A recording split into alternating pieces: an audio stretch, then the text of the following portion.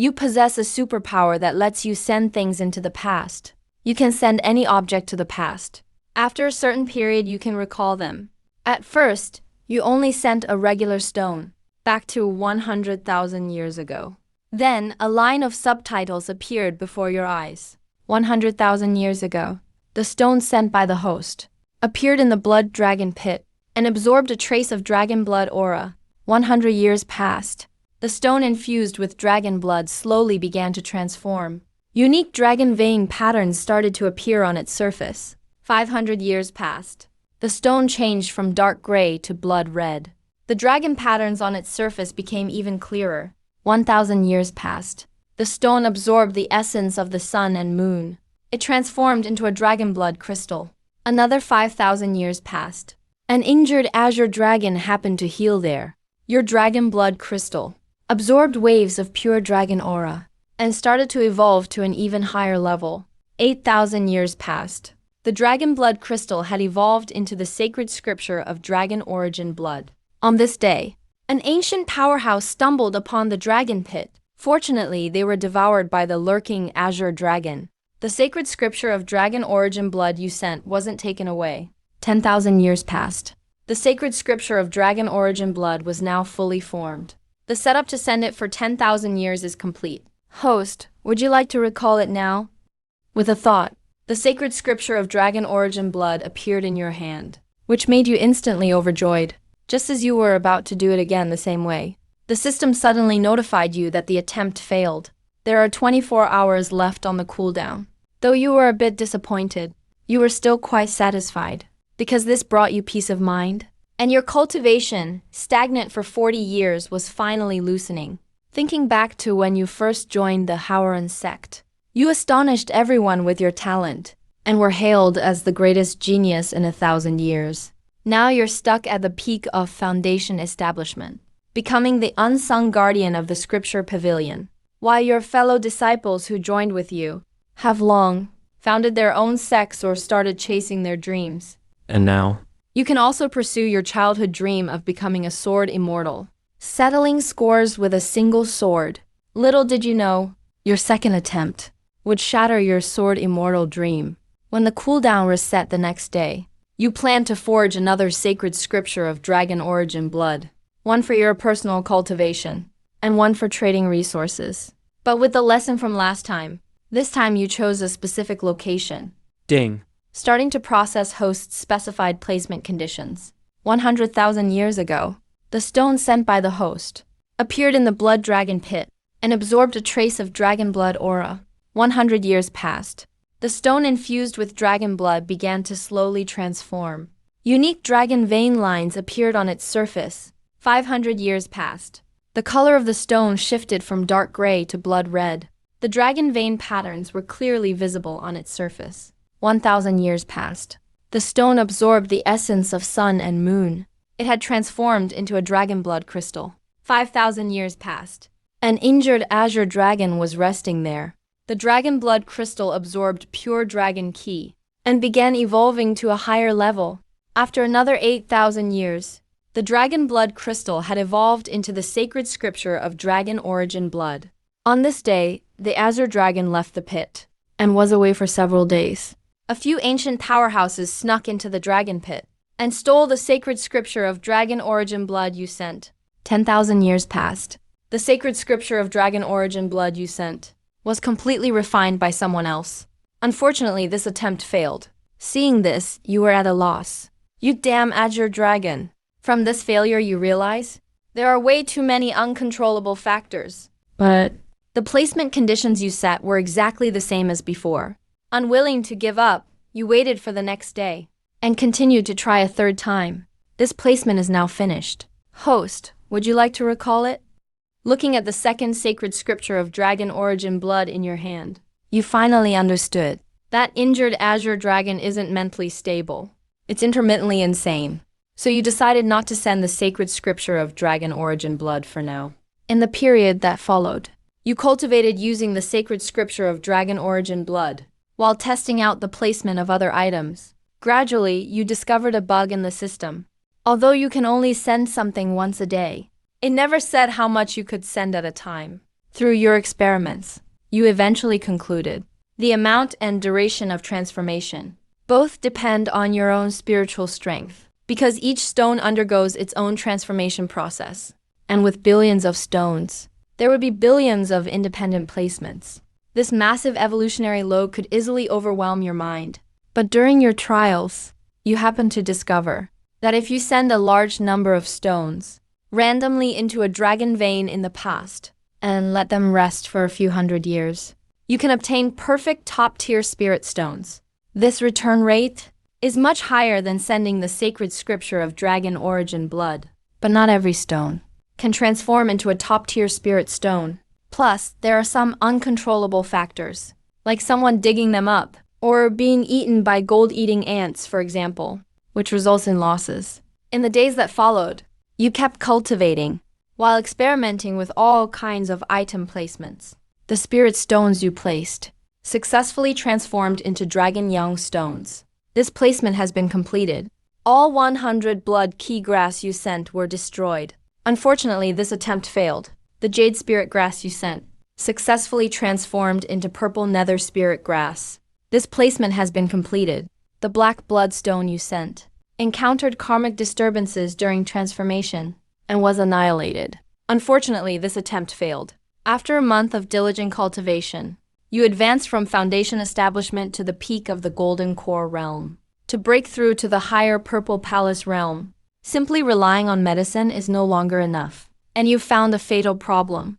To become truly powerful, you need 3 things, namely resources, techniques, and guidance from skilled masters.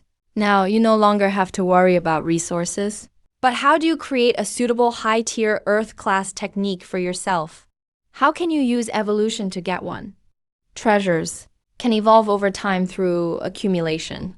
But techniques are the result of intelligent beings' wisdom and can't simply be created through time. At night, you sat alone under the moonlight, pondering how you could develop a technique tailored for yourself. Unknowingly, you recalled something you'd heard during a lecture. You'd heard this before. Sword techniques are not inherently stronger or weaker. Suddenly, you had a bold idea. That is, to utilize the great river of time and the wisdom and luck of those brilliant powerhouses to create a technique tailored just for yourself. With this thought, you immediately returned to the scripture pavilion, found an ancient book on the bookshelf, Legendary Figures of Northern Wilderness. To be included in this book, they must have once dominated their era. Opening the first page of the book, the 4 bold words, Han Tianzanji, are strikingly written. Below that is his brief biography. The records show that he rose from a small mountain village. He advanced step by step thanks to his talent and luck, eventually becoming a peerless existence throughout the ages. This kind of rise from humble beginnings, ultimately standing tall between heaven and earth, is exactly the type of person you're targeting. You then take out the Sanyang manual you've cultivated for 40 years, writing at the end of the technique that it is incomplete, but has limitless potential. Those who practice this technique can try to perfect it on their own. To make him believe even more, you made up a name at the very end and signed it as annotated by Tian Tianzan. Afterward, with a thought, you begin to set the release conditions. The next second, the scroll in your hand disappears. It travels through the river of time, arriving over 3,500 years ago, in an unnamed mountain cave, waiting quietly for its destined owner. On this day, a young man wielding a sickle accidentally wanders into the cave. Inside, he discovers 2 cultivation techniques. One is called the Gathering Key Manual. The other is the Sanyang Manual. This young man is the Hunshin. He was originally an unremarkable cowherd in the village, whose greatest dream was to pursue the path to immortality. This encounter allowed him to glimpse the dawn of cultivation. After comparing the 2 techniques, he found the Sanyang Manual to be more powerful and mysterious. He also discovered that the creator of the Sanyang Manual was a powerful expert named Yuan Tianzan. Just hearing the name, it sounds extremely impressive. Therefore, the Hunshin chose the Danyang Manual as his main cultivation technique. 2 years passed. The Hunshin showcased a rare cultivation talent almost unheard of in history. Self-taught without a master, he managed to reach the first level of foundation establishment in just 2 years. Countless sects extended olive branches to him, And ultimately, he chose to join King Yun's sect. 5 years later, the Hunshin reached the Golden Core stage and was hailed as the strongest Golden Core cultivator in Northern Wilderness. He suppressed countless other Golden Core cultivators. 10 years passed. The Hunshin always remembered the words left by Yuan Tianzan. By combining his own insights and opportunities, he improved the Sanyang Manual into the 9 essentials of Sanyang. 50 years passed. One day, the Hunshin accidentally discovered that the Sanyang Manual he had cultivated actually came from an inner cultivation technique belonging to a second-rate sect named Haoren sect. Overjoyed, the Hunshin went to Haoren sect, hoping to find the legendary Yuan Tianzan. But the sect leader of Haoren sect told him that there was no such person as Yuan Tianzan in Haoren sect's history. Even more unexpectedly, the sect leader used the fact that the Hunshin cultivated Haoren sect's inner technique to morally pressure him into joining Haoren sect. But the Hunshin sternly refused. He left behind the words, "Haoren owes me nothing. How could I, Tianzan, stay here?" And left confidently. 100 years passed. The Hunshin headed to an even bigger stage, breaking through secret realms and challenging geniuses in the central domain Holy Land, slaying a flood dragon, and leaving many legendary tales behind as Liu Qingming. 2,000 years passed.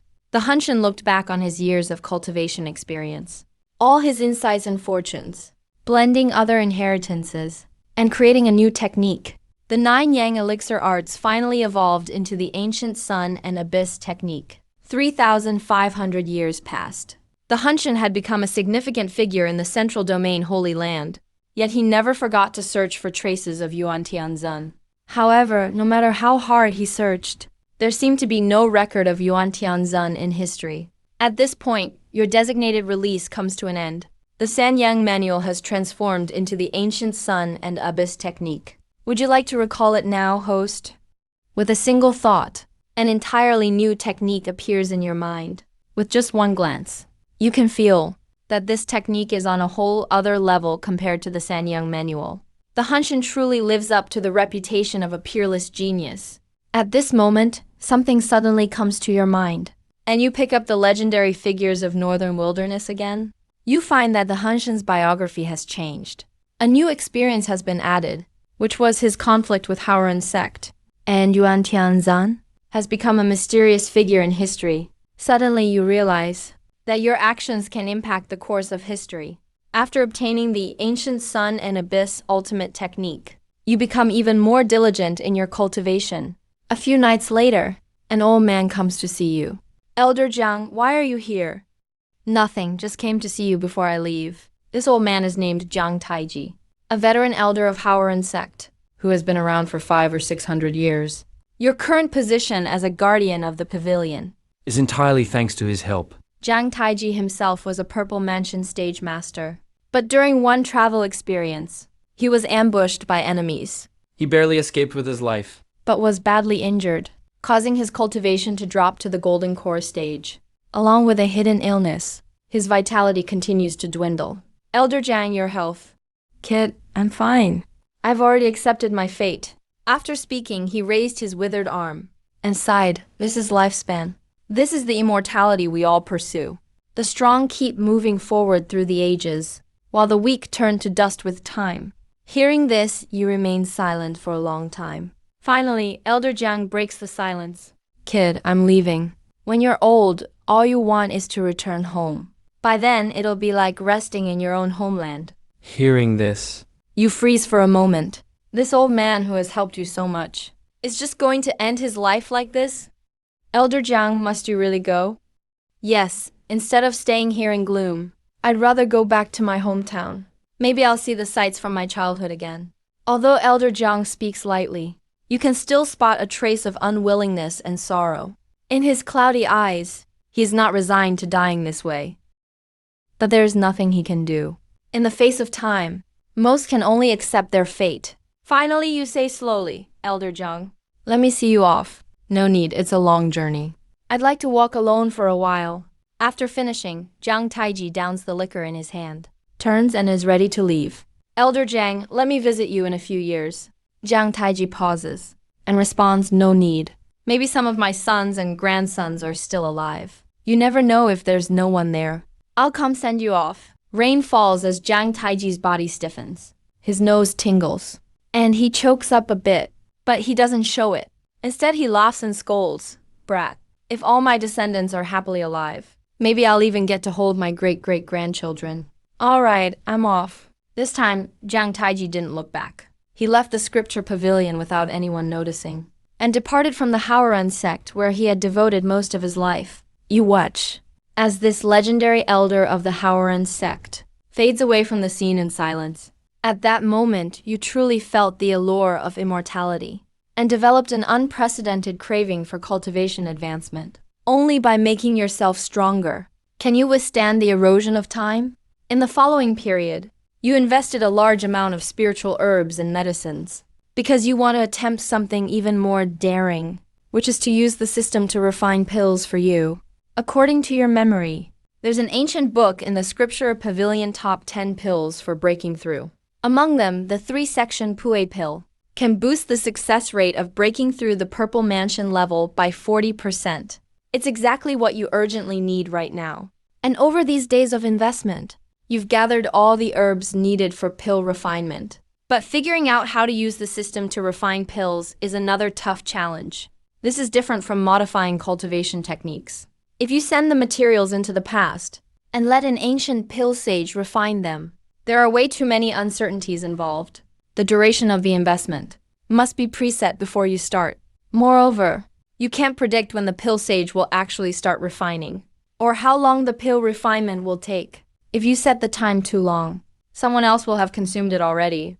Set it too short, you'll only get a half-baked product. So these days you went crazy searching ancient books. Finally, in a geographical record, you found a forbidden area called Heaven and Earth Furnace. Legend says the earth fire there is pure and rich in the essence of the sun and moon. Just toss the materials in, and the pills will be automatically refined. The earth serves as the furnace, the heavenly fire as the refiner, the sun and moon as the lead. Thinking about this, you begin setting the conditions for this investment. As the spiritual herbs before your eyes vanish, they cross endless years, traveling to the Heaven and Earth Furnace cave 1,000,000 years ago. A day passes. Under the scorching earth fire, all the materials you invested turn into spiritual liquid. 5 days pass. All impurities in the liquid are eliminated. It becomes flawless. 3 months later, the initial pills are formed, with the earth as the head, heaven as the lead, extracting the sun and moon's essence from the furnace fire. 5 months later, the materials you invested have successfully been refined into 3-section Pue pills. 6 months pass. On this day, several figures appear outside the Heaven and Earth Furnace in the void. They gaze at the pills forming inside, with greed written all over their faces. Seeing this, your heart jumps into your throat. Damn those guys. How did they come just by smelling it? However, these people underestimated the dangers of the Heaven and Earth Furnace. Though this place is called a treasure site, it is also a forbidden area, without cultivation matching its requirements. Once you charge in, you'll be instantly refined. A year goes by. Luckily, The 3-section Pue pills have remained inside the Heaven and Earth Furnace. No one has taken them. Host, would you like to retrieve them? The next second, you find a pill resembling amber in your hand. Its rich fragrance spreads everywhere. To avoid unexpected trouble, you swallow it in one bite and begin attacking the Purple Mansion level. The next day, you look down at your own hands. You whisper, "So this is the Purple Mansion realm. No wonder everyone pursues immortality. This feeling is just incredible." And now that you've entered the Purple Mansion level, you've undergone a total transformation. There's absolutely no sign of aging left on you. But what you didn't expect is that after reaching the Purple Mansion level, the system also changed. Now you can view the aura of living beings and even unlock more investment permissions. You can invest in living beings now. Hearing this, your mind stirs, and you plan to go to Longevity Garden to choose a spirit pet. But just as you're about to leave the scripture pavilion, a group of outer disciples arrives at the door. They came to borrow ancient texts. Occasionally, they ask you for advice and to solve doubts. You always patiently help them. Since you once experienced hardship yourself during this period, you also use your new abilities gained today. to observe the talents of these disciples. As expected, most are white ranked. Occasionally, you'll see one or two blue talents. As for higher red talents, you've never seen any. But after a little thought, you understand? After all, they are all outer disciples. Those with high talents were already taken by the various peak masters. Right at that moment, a timid voice interrupts you. Elder Susu, how many contribution points does this technique require? Hearing this, You casually glance at the tools in the girl's hands. You were about to say 500 contribution points, but you are shocked by her golden talent. Name, Zhang Zhaoqing. Physique, glazed holy yuan treasure body. Born into the ancient Zhang family in the holy domain of Central State. Granddaughter of the current Zhang family patriarch. She is the daughter of the young Zhang family master, born of his union with a mortal woman during his training. She inherited the Zhang family's most perfect, glazed holy yuan treasure body, but needs blood grass to awaken it. She has the potential to become the successor of the ancient Zhang family. Limitless potential. After reading this, when you look at Zhang Zhaoqing again, your gaze is totally different. damn. I've actually met a genius saint girl wandering the mortal world. You then softly say, this Bing Qi technique only requires 100 contribution points. Really? Zhang Zhaoqing is visibly excited. You reply with a smile. Really, thank you, Elder Su. After Zhang Zhaoqing pays 100 contribution points, she happily leaves the scripture pavilion. But you didn't expect. In the afternoon, she comes back again. Elder Su, you might have remembered the price wrong for this technique. I'm returning it to you. After Zhang Zhaoqing went back, her roommate told her that the price of this Bing Qi technique has always been a firm 500 contribution points. But she bought it for only 100 points, meaning Elder Su must have made a mistake with the price. She was worried it might affect you, so she intentionally returned it. Hearing this, you are surprised. If other disciples got such a bargain, they'd quietly laugh to themselves. But this little girl actually came back to return it. Her actions completely solidified your resolve to help her. I'm the elder. Or are you the elder? I'm telling you, this is the price. So that's the price. But, alright, I'm going to rest now. Thank you, Elder Su. Zhang Zhaoqing is deeply moved inside. She's very pure-hearted. But that doesn't mean he's stupid. He knows that Elder Su is looking after him. So he simply thanked her and left, with few disciples coming by. Behind the Sutra Depository, you closed up early as well. You went to Wanshu Peak, one of the 9 main peaks. Inside, You used your ability to sense the aura of all beings, constantly scanning rows of animals. Eventually, your gaze fell on a little guy lying on a rock, basking in the sun. Emperor Black Tortoise. Current power depleted, 560 years of lifespan remaining. It possesses a trace of heavenly black sacred tortoise bloodline. Seeing this, you chose this little turtle without hesitation. After returning to your residence, you gazed at the Emperor Black Tortoise in front of you, and a rather bold plan formed in your heart. that is, To send this Emperor Black Tortoise with sacred tortoise blood back to the heyday of the heavenly black sacred tortoise. Little one, starting today, I'm your master now. I brought you back, not just to keep you as a lucky pet. On the contrary, I will focus on raising you. The little turtle is very smart. It understood what you said, but its eyes still showed a look of confusion. It knows it's just an ordinary turtle, but this person in front of it actually wants to cultivate him. And you didn't waste words. You pricked your finger and let a drop of essence blood fall onto it.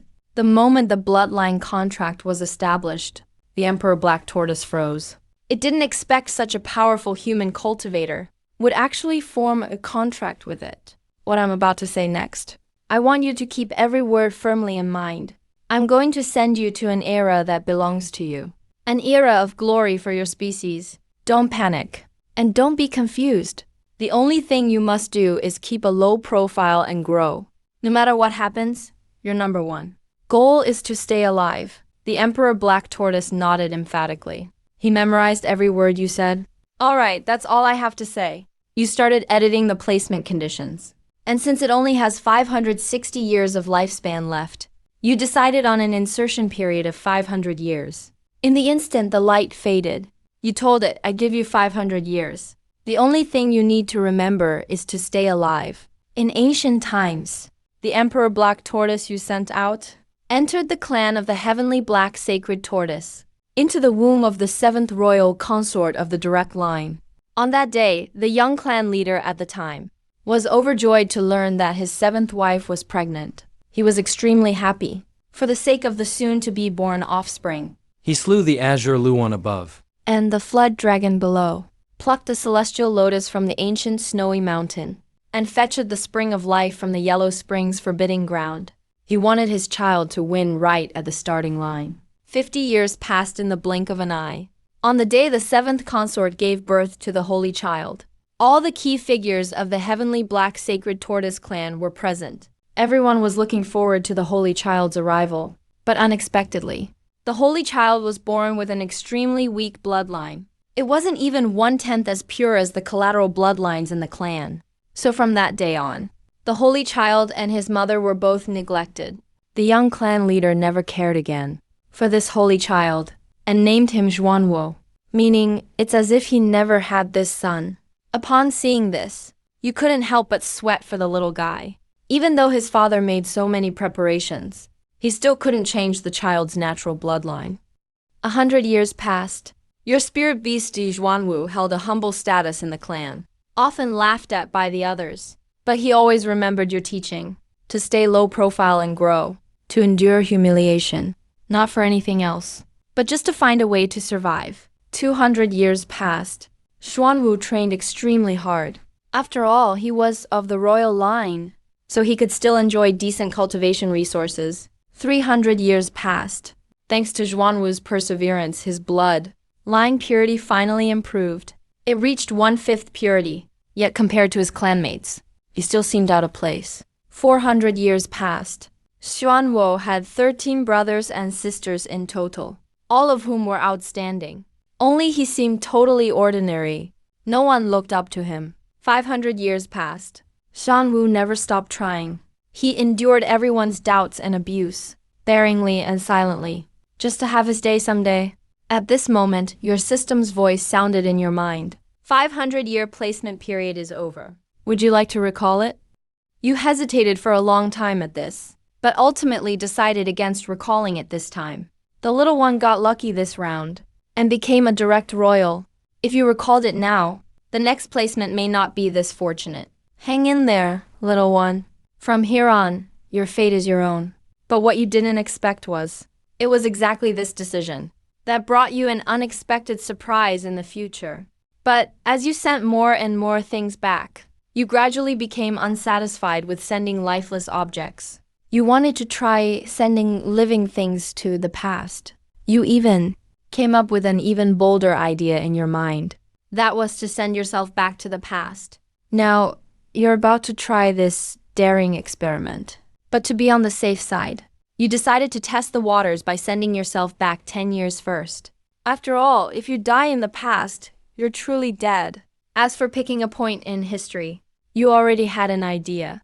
It was the era when countless immortal sects flourished, the Xiamu era where many paths of cultivation rose up. You immediately began writing the criteria for your incarnation. Join a decent sect. The next second, your soul seemed to travel through endless time and space, arriving in that unimaginably distant Shanwu era. Fortunately, you appeared at the century entrance ceremony of the Creation Immortal sect. And with your Purple Mansion realm cultivation, you barely became an outer disciple. In your first year at the Creation Immortal sect, you cherished every moment. Whenever a big shot from the sect was teaching, you'd always go and listen in. You gained a lot of new insights. Your cultivation advanced by leaps and bounds, reaching the second level of the Purple Mansion realm. But in the Creation Immortal sect, where geniuses were everywhere, the pressure on you grew bigger and bigger. You only managed to break through one minor realm in a whole year, and unfortunately became the bottom of your batch. You were often bullied by your fellow disciples. Luckily, Changqing stood up for you more than once. He was one of the few friends you had in this immortal sect, and a rare close companion. In your second year at the Creation Immortal sect, Changqing invited you to explore an ancient ruin with him. But ever the careful one, you declined his invitation. In the third year, Changqing found a great fortune in the ruin, instantly becoming a rising star in the sect. He gained the sect's attention. The gap between you and him became as wide as ever. By the 5th year, you continued diligently cultivating in the Creation Immortal sect. But due to your poor talent, it was truly hard to improve. Your peers all stood out long ago, while you barely hung on at the bottom, struggling to keep up. In your 6th year at the Creation Immortal sect, you barely passed every assessment, and even staying in the sect to cultivate became extremely difficult. In the 10th year at the Creation Immortal sect, you finally reached the 3rd stage of the Purple Mansion realm. But with such poor aptitude, you were kicked out of the sect that same year. On the day you left the mountain, Changqing came to see you off. He expressed deep regret about your departure, and your journey in this timeline came to an end. When you opened your eyes again, the memories of the past 10 years flashed through your mind like a movie reel. Everything replayed quickly in your head. With a thought, you checked your attribute panel, and as you had reached the 3rd stage of the Purple Mansion realm, your lifespan increased to 2,320 years. Next, you began to review this entire experience. First, you shouldn't have rejected Changqing's invitation to the secret realm. If you had gone with him, maybe, you could also have become a prominent figure in the sect. So for the next incarnation, you decided to change your strategy. Be bolder. Use the sect as your base to expand outward. For example, on this last journey, you found 2 key pieces of information. There's a great opportunity in the ancient ruin, and Changqing possesses extraordinary destiny. After the cooldown period ended, you immediately started your next incarnation. The place, the Creation Immortal sect during the Xianwu era. The time span, 100 years. The next second, your soul traveled through endless ages once again, arriving in the Xianwu era. This time, you easily passed the entrance exam for the Creation Immortal sect, and became sworn brothers with Changqing. Thanks to your previous experience in the 1st year, you learned that after every lecture, Immortal Master Fang would disguise himself and drink at a small tavern down the mountain. Your intention was clear too, to deliberately stage a casual encounter. Eventually, the 2 of you hit it off, enjoying drinks and conversation. You also left a great impression on Immortal Master Fang. You often brought him challenges you encountered in cultivation to seek answers, which helped you improve your cultivation significantly. Your understanding of cultivation arts deepened further. In your 3rd year, Changqing invited you to explore the ancient ruin with him. You didn't decline this time. After entering the secret realm, you knew well that Changqing was truly favored by fate. You stuck closely to him, thus avoiding most of the dangers. Together, you and Changqing managed to break a formation and entered the core area of the ancient ruin. Inside, there were 3 inheritances. Changqing easily passed the trial and obtained one of them, but it wasn't so easy for you. You nearly died and only barely managed to obtain one of the inheritances, the Heavenly Origin Sacred Physique for body cultivation. As for what opportunity Changqing got, you didn't ask him much. Those are all secrets. It's only respectful not to pry. In your 10th year at the Creation Immortal sect, Changqing had already become the sect leader's personal disciple, with a very prestigious status. But his relationship with you remained the same as before, and he would often drink with you and discuss cultivation paths together. In your 20th year at the Creation Immortal sect, you focused on comprehending the Heavenly Origin Sacred Physique, refining your physical body. Your cultivation also advanced from the 3rd to the 4th level of the Purple Mansion realm. But your biggest improvement wasn't in cultivation level, but in the strength of your body. In your 30th year, to further cultivate the Heavenly Origin Sacred Physique, you joined the sect's Jiao Dragon project, because to complete the 1st stage of body cultivation, it required a drop of essence blood from the Violet Lightning Ledragon. After 3 months of laying traps and hunting, you and your team finally slew the Violet Lightning Ledragon together, and you managed to secretly obtain a drop of the Ledragon's blood. Unfortunately, even though you hid it well, you were still discovered by the elder leading the team. You were accused of stealing a treasure and put on trial by the sect. If Changqing and Immortal Master Fang hadn't spoken up for you, you would have been crippled, stripped of your cultivation and expelled from the sect. Over the next 10 years, You were locked in the heavenly prison to reflect on your actions. But unexpectedly, this misfortune turned out to be a blessing in disguise. Your inner state improved dramatically, and your cultivation broke through to the 5th level of the Purple Mansion realm. On the 45th year, a figure in black came into the heavenly prison, planning to assassinate you. Just as you were about to be killed, you shouted "System return" in your mind, and the scene around you began to change. The timeline began to revert. You suddenly opened your eyes, barely escaping death in the heavenly prison. But who was that man in black, really? Why would he go through so much just to kill you in the heavenly prison? Once you calmed down, you checked your attribute panel again, only to be shocked to your core, since the 100-year term you set for yourself went unfulfilled. And for every year not completed, 5 times that amount would be deducted. Meaning, you'd lose 300 years of lifespan for nothing. This is just damn unfair.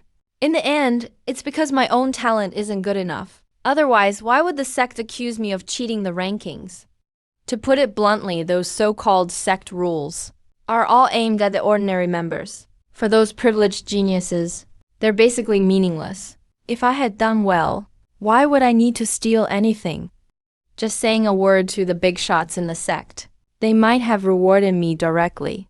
Next, you open the body refining manual for the heavenly origin sacred body. This technique is the fastest way to put yourself on par with those ancient prodigies. It's the fastest route. As for the 8 materials needed for the first stage of cultivation, aside from the dragon essence blood and mystic crystal spirit dew, which you need to find yourself, the other materials can all be cultivated using the placement system. In the following period, you plan to take some time to rest properly. When you're free, you guide Jiang Zhaoqing in her cultivation, and you work on cultivating the other 6 materials. Unexpectedly, half a month passed just like that. Character, location, opportunity. At the Grand Immortal Sect Disciple Selection Ceremony, which lasts 100 years, your goal for this deployment is clear. Get your hands on the Dragon Essence blood. And meanwhile, as you cultivate, try to gather as much information as possible. Once again, you arrive in the era of immortal martial arts. During the entrance assessment, you shocked everyone with your performance. You ranked 18th overall and entered the Fortune Immortal Sect. You also became close friends with Chang Qing, talking about everything. In your first year, because of your outstanding entrance exam results, not only did you attract the sect's attention, but even quite a few elders wanted to accept you as their disciple. In the end, you chose an elder named Li Chenkong as your master, because from the information of your past lives, this person is extremely powerful and has strong backing behind him. But after officially becoming this elder's disciple, you regret it deeply. It's just that your master is very unreliable. He spends most of his days drunk out of his mind, and simply handed you off to your senior brother, Li Jexian. He is Li Chenkong's senior apprentice, and you're his only junior. Only later did you find out your conveniently gained master only took on a disciple to complete a sect mission. He really had no choice. So Li Chenkong hardly taught you any spells at all. In your 3rd year, Chang Qing invited you to explore a certain original first season together. You turned him down again, because you've already gotten the inheritance you could get. So there was no reason to waste time on a risky adventure. In your 5th year, your senior brother Li Jexian is a sword cultivator. He is the sword genius of the Fortune Immortal Sect. You learned a sword technique from your senior brother. It's called Quiet Demon Slaying Technique. For the next few years, you stayed by your senior brother's side and cultivated. You followed him down the mountain to slay monsters and demons, upholding justice. Gradually, you realize that senior brother Jin Zhang only vents his anger. In his eyes, monsters are just monsters. There's no distinction between good and evil. Whenever you encounter one, you should slay it. There's no room for negotiation. In your 10th year after joining the Creation Immortal Sect, Qing Chang, just like in the past lives, became the sect master's personal disciple. And you didn't do too badly either. You managed to barely keep up with his pace. In the 20th year, your swordsmanship reached the 1st realm, perfection. And you'd perfectly mastered the 1st level of the Quiet Demon Slaying Technique. With a single slash, you could kill 8th level Purple Mansion beasts as easily as cutting vegetables. In the 30th year, just like in your previous life, you participated in the sect's Jiaolong plan. But after hearing you were going, your senior brother, worried, also signed up. What should have been a 3-month ambush ended up thanks to his involvement, with the Purple Thunder Jiaolong being slain in only 3 days. Afterwards, Li Jexian waved his hand grandly. The lotus sword key slashed out, and he cut off the most precious dragon horn from the Purple Thunder Jiaolong. He gave it to you. Naturally, this caused an uproar. Yet, when faced with everyone's criticism, Li Jexian said nothing. He held his sword and said so. Do you have a problem with that? Just like that, you not only obtained the essence blood of the Purple Thunder Jiaolong, but also a pair of dragon horns. And unlike last time, you weren't falsely accused of stealing treasure. This moment, you finally understand these so-called sect rules are nonsense. What truly matters is strong connections. In the 40th year, you kept traveling with your senior brother, and those blood-black crystal Linglong hoofs you had long collected during your demon-slaying years. Now all the materials for cultivating the sacred body were ready. In the 50th year, your swordsmanship broke through to the second realm, bringing you even closer to your sword immortal dream. Just thinking of being called the human sword immortal in the future fills your heart with joy. The 100th year, your swordsmanship reached perfection in the second realm, and your cultivation reached the 9th level of the Purple Mansion. This was also the last day of your current deployment. You bid farewell to your senior brother, saying you were heading out to train on your own. He looked serious. With your meager strength, how can you roam outside on your own? But you stuck to your decision. You said goodbye to your senior brother. Farewell to the Creation Immortal sect. In the end, you sat quietly atop a nameless green mountain, waiting for the time to run out. Deployment ended. Beginning recall. When you opened your eyes again, 100 years had gone by in a blink. This time, your journey brought you tremendous gains. Your swordsmanship broke through to the second realm. Your cultivation advanced to Purple Mansion's 9th level. You also gained countless battle experiences from slaying monsters. Whether in mindset or power, you underwent a complete transformation. But you know very well that all your gains were entirely thanks to your senior brother's protection. This made you even more aware of the importance of background. Next, you took out an exquisite little bottle from your sleeve. Inside was the Jiaolong's essence blood, a full 3 drops. Then you took out other materials. With a wave of your hand, you threw them all into the medicine cauldron and began refining. Finally, you jumped in yourself. Golden spiritual liquid spread instantly across your body. In just an instant, you experienced unparalleled pain. Your meridians were constantly destroyed and rebuilt. Who knows how much time passed? You lost track of time. Your only thought was to persist. You couldn't falter. At last, a golden immortal radiance shot to the sky. Your spiritual awareness seemed to transform into a golden dragon, soaring into the heavens. This feeling of looking down on all beings as insignificant made you addicted in an instant, but unknown to you. At that moment, all the peak masters of the Hauron sect stared in horror at the golden dragon phantom in the sky. Is someone advancing to the nascent soul stage? But is this really the phenomenon of a nascent soul advancement? Or is someone hiding a treasured artifact? Immediately, a greedy look appeared in their eyes, and a storm centered on you is about to begin. At the same time, in a vast mausoleum in the northern wasteland region, a body in meditation whose age is unknown, after tens of thousands of years, opened its murky eyes. A hoarse voice came from its throat. The sacred body's trace has appeared. Something big is finally coming.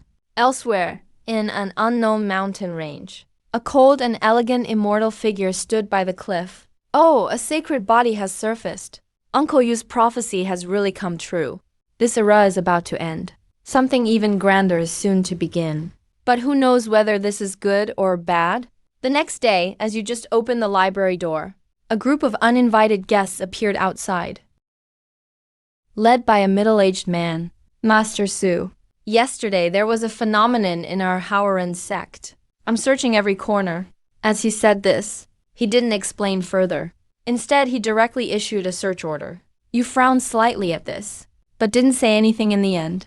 Wait until you're strong enough. Then you can turn against anyone.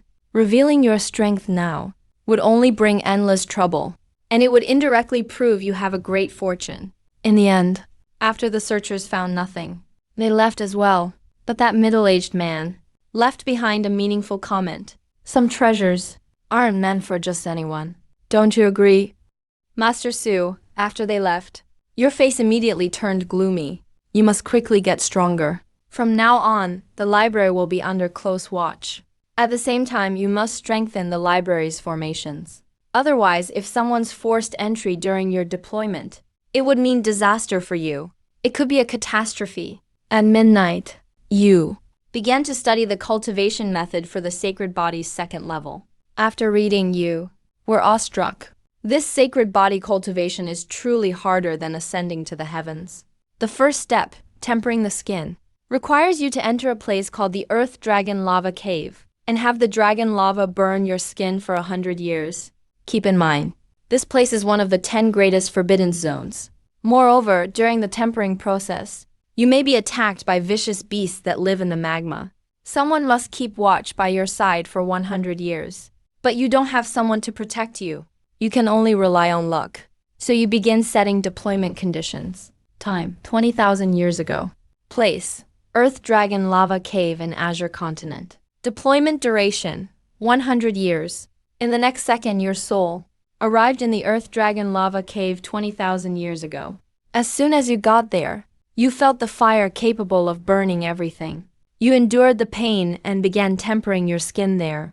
A year went by. Your skin was constantly scorched by the dragon lava's fire, and then new skin would grow. Each time, it felt like thousands of ants devouring you. 10 years have passed.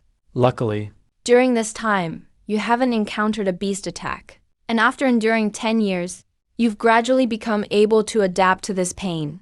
20 years have passed. Your skin now contains the power of dragon magma. A faint golden shine appears on your skin. 50 years have passed. You've completely adapted to the pain of burning.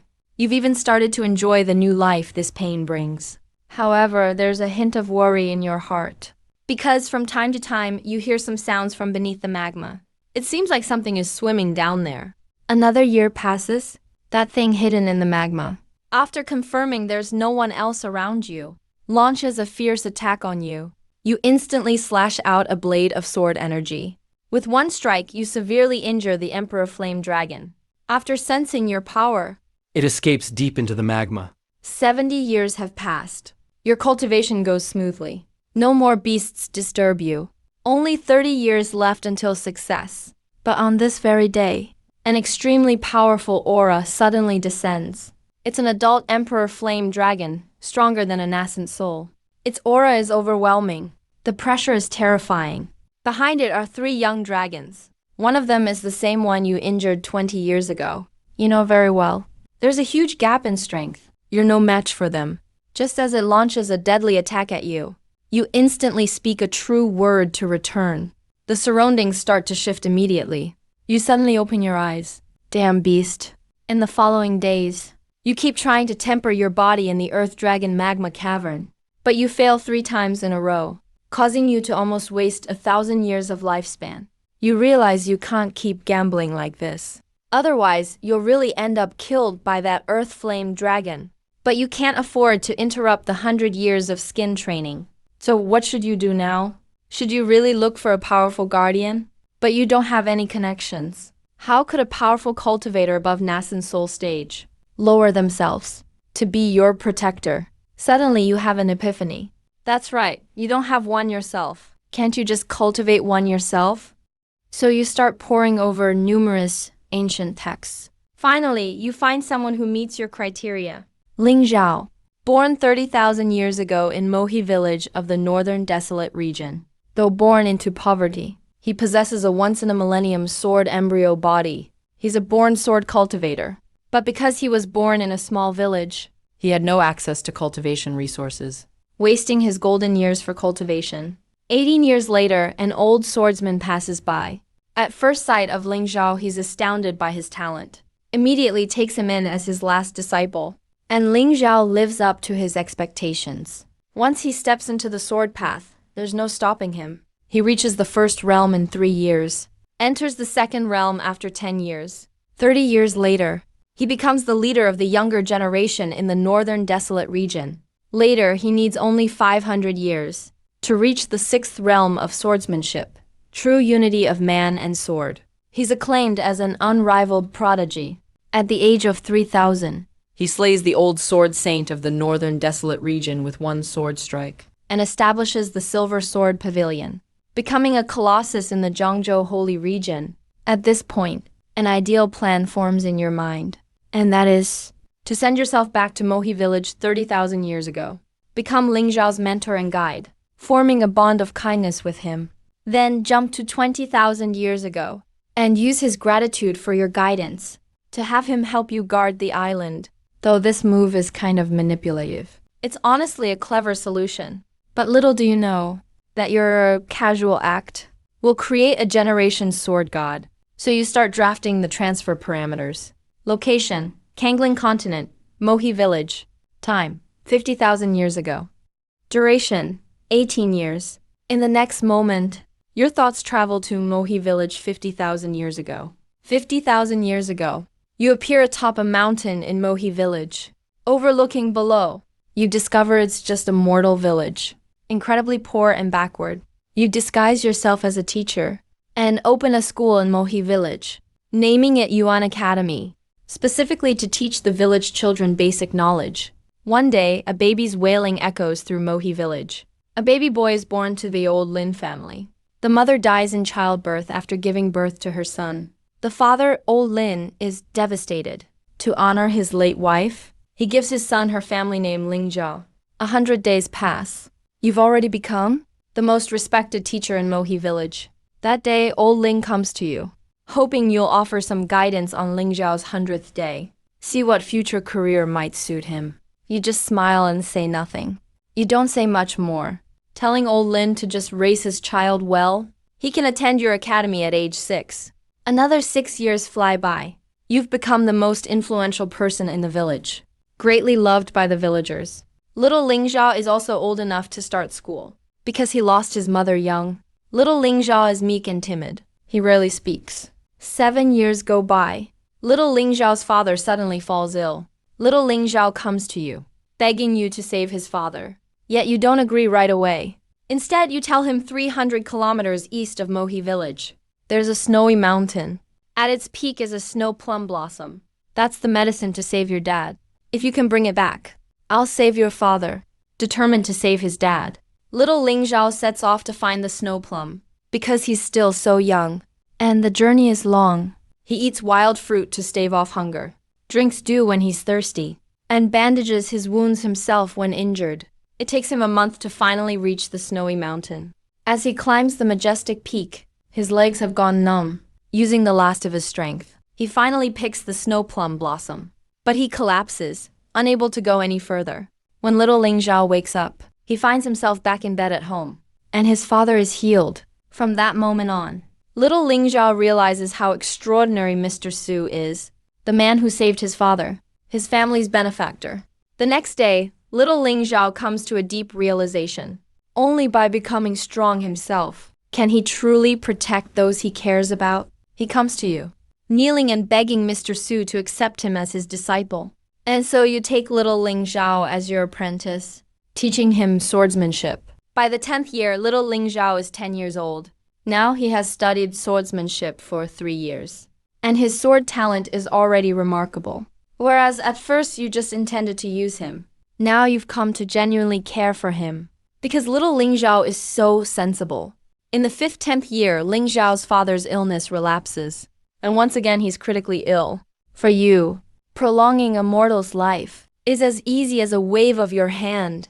But this time you don't do it, because you know, this was always Ling Zhao's fate.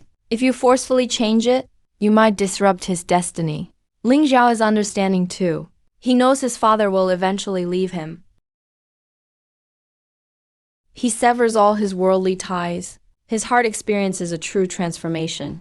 To you, he's now your closest family in the world, not just your disciple, but family as well. By year 18, this is your last year in this trial. You find Ling Zhao and say solemnly, "Ah Zhao, your master is leaving. I have to go somewhere far, far away." Hearing this, Ling Zhao says with a trembling voice, Master, can I go with you? You shake your head. Master can't take you with me, because that's a place unimaginably distant. But Ajao, you're already grown up now, with the ability to stand on your own. Go and become even stronger. We'll definitely meet again someday. But it's exactly this casual remark of yours that makes him strive even harder to grow stronger. And before long, ascend to the title of Sword God. He even becomes a powerful ally for you. In the normal timeline, when your thoughts return to reality, the next night, you begin your second trial. Since Ling Zhao became the Northern Desolate Region's most powerful sword saint in just 3,000 years. For this attempt, you only need to push the timeline forward 3,000 years. Location, Kangling Continent, Northern Desolate Region. Time, 27,000 years ago. Trial duration, 101 years. In an instant, you arrive in the Northern Desolate Region of 45,000 years ago. You start inquiring about Ling Zhao. After all, he's already become a legendary figure in the Northern Desolate Region. So you easily learn that in these 3,000 years he established his own force, called the Azure Swallow Sword Pavilion. The longing he feels for you is obvious without words. Soon, you arrive at the Azure Swallow Sword Pavilion. Before you can even enter, a cheeky little boy blocks your way. Strangers, keep out. If you have anything to report, tell me. Seeing his fierce but cute look, I couldn't help but find it funny. Hello, I'm looking for Ling Zhao. Master is busy right now. You can't meet him just because you want to. But he hadn't finished talking yet. A streak of sword energy shot out from Sword Pavilion. The young sword boy was about to kneel instantly upon seeing this. But the man opposite him knelt down first and called out, Master. The young sword boy was stunned. Master called himself Master. If I dream like this, am I going to be expelled from the sect? Right after that, he heard you say something even more shocking. Ajah has grown up. Later, you stayed in the King Yuan Sword Pavilion for a while. That day, you finally found Ling Zhao and made your purpose clear. He was very excited after hearing it. To be able to help Master, he felt his efforts had finally been recognized. As for why you didn't state your purpose right when you arrived. First, out of courtesy. Second, you wanted to observe whether Ling Zhao was trustworthy. After all, 3,000 years have passed. Many feelings will fade over time. You dare not risk your own life. Besides, cultivators are known for being detached. You then led Ling Zhao to the Earth Flame Dragon Cave, and he officially became your Dharma protector. Finally, you could focus on your skin training with peace of mind. 50 years passed by in the blink of an eye. With Ling Zhao guarding, nothing unexpected happened here. The 80th year, a fully grown flame dragon attacked you. Ling Zhao simply waved his sword and killed it on the spot. 100 years have gone by. The first stage of skin refining is complete. The heavenly origin sacred body underwent a brand new transformation. Unleashing supreme pressure, Ling Zhao was stirred because he realized Master was cultivating some kind of sacred body, and only a few days remained until the end of the trial. You said goodbye to Ling Zhao once again. And like before, his eyes were confused, feeling lost and constrained, like a child who can't find his home. Ling Zhao didn't understand. He had already become the top sword cultivator in Beiwang region, much stronger than he was 3,000 years ago. Why did Master still refuse to take him along? He knew he couldn't change your mind, so he asked hopefully, Master, how long will you be gone this time? Hearing this, you didn't dare look him in the eye. You turned your back and looked into the void, saying, Time will bring us together again. You're very strong now, even stronger than Master. But I hope you always remember. Always plan before you act. Don't rush headlong. Surviving is the ultimate answer. And it was precisely because Ling Zhao remembered these words. He was able to avoid disaster after disaster, and ultimately live for more than 20,000 years. That's why, later on, he left you a powerful reputation in Beiwang region. Of course, that's all for the future. You know nothing about it yet. When your thoughts return to reality, feeling your newly transformed sacred body, impervious to blades and spears, immune to all poisons, and your cultivation has reached the 3rd level of nascent soul. The reason you achieved this transformation is truly thanks to that disciple you accepted long ago. But after 20,000 years, is Axiao still alive? You still remember the last time you checked the ancient records and learned that after Ling Zhao founded his sect in the central province's Holy Land, he just vanished without a trace. Many speculated that he had fallen. You then once again opened the legendary figures of Beiwang Manual and found Ling Zhao's entry. At the very end it said, Ling Zhao ventured off to the central province's Holy Land, and he renamed King Yuan Sword Pavilion to Li Yuan Sword Sect. The character Yuan in the name was chosen to honor his master, naming it after his master's given name. Seeing this, your heart skipped a beat. You know that before you sent yourself to the past, in the history of the Northern Wasteland, Li Yuan Sword Sect didn't exist, let alone King Yuan Sword Sect. In other words, you not only changed history, but even altered the power structure of the Northern Wasteland, because now Li Yuan Sword Sect is one of the 3 major sword sects in the region. But after thinking it over, you decided not to go to Li Yuan Sword Sect and proclaim yourself Grandmaster. After all, without Ling Zhao to support you, you definitely wouldn't risk your life on a bet that they'd respect their ancestral teachings and acknowledge you as the founder. But it could still become your backup plan to use in a desperate situation. In the period that followed, you began to cultivate the second layer, bone refinement, of the heavenly origin sacred body. Meanwhile, unbeknownst to you in the outside world, something major was happening. In a mountain range hundreds of kilometers from Haoran sect, a beam of immortal light shot up into the sky, followed by an ancient booming voice echoing among the clouds. It heralded the emergence of relics from the earth. Gradually, the northern wasteland grew lively because of this event. Many rushed over hoping to get a share of the spoils. And with the arrival of the 3 great Holy Lands, the identity of the owner of this secret realm was exposed. The tomb of the Azure Emperor. But at this moment, what you don't know is, the owner of the Azure Emperor's tomb is the very brother you met when you traveled to the era of immortal martial arts, Changqing, and he left you with a hefty task. After leaving your seclusion, you naturally heard about this event that shocked the northern wasteland, so you didn't hesitate to come here. Just as you arrived, the entrance to the secret realm was broken open by the 3 great holy lands. While you were worrying your cultivation wouldn't be enough to compete, the 3 great holy lands suddenly announced, this secret realm will be opened jointly by our 3 holy lands to maintain stability in the northern wasteland. Only cultivators below the tribulation crossing stage may enter, and the ancient spirits must be under 1,000 years old. Upon hearing this, many sect elders cursed the 3 holy lands for being cunning, expecting ancient spirits under 1,000 years old to have reached the nascent soul stage. Isn't this obviously just to keep late-stage nascent soul cultivators stuck outside and leave the opportunities to their own prodigies? As for the Golden Core cultivators who planned to just watch, they all became excited at this moment. According to this rule, doesn't it mean they can get a piece of the action? The secret realm is open. Best of luck to everyone. As the voice of the 3 great holy lands faded, thousands of cultivators surged into the secret realm.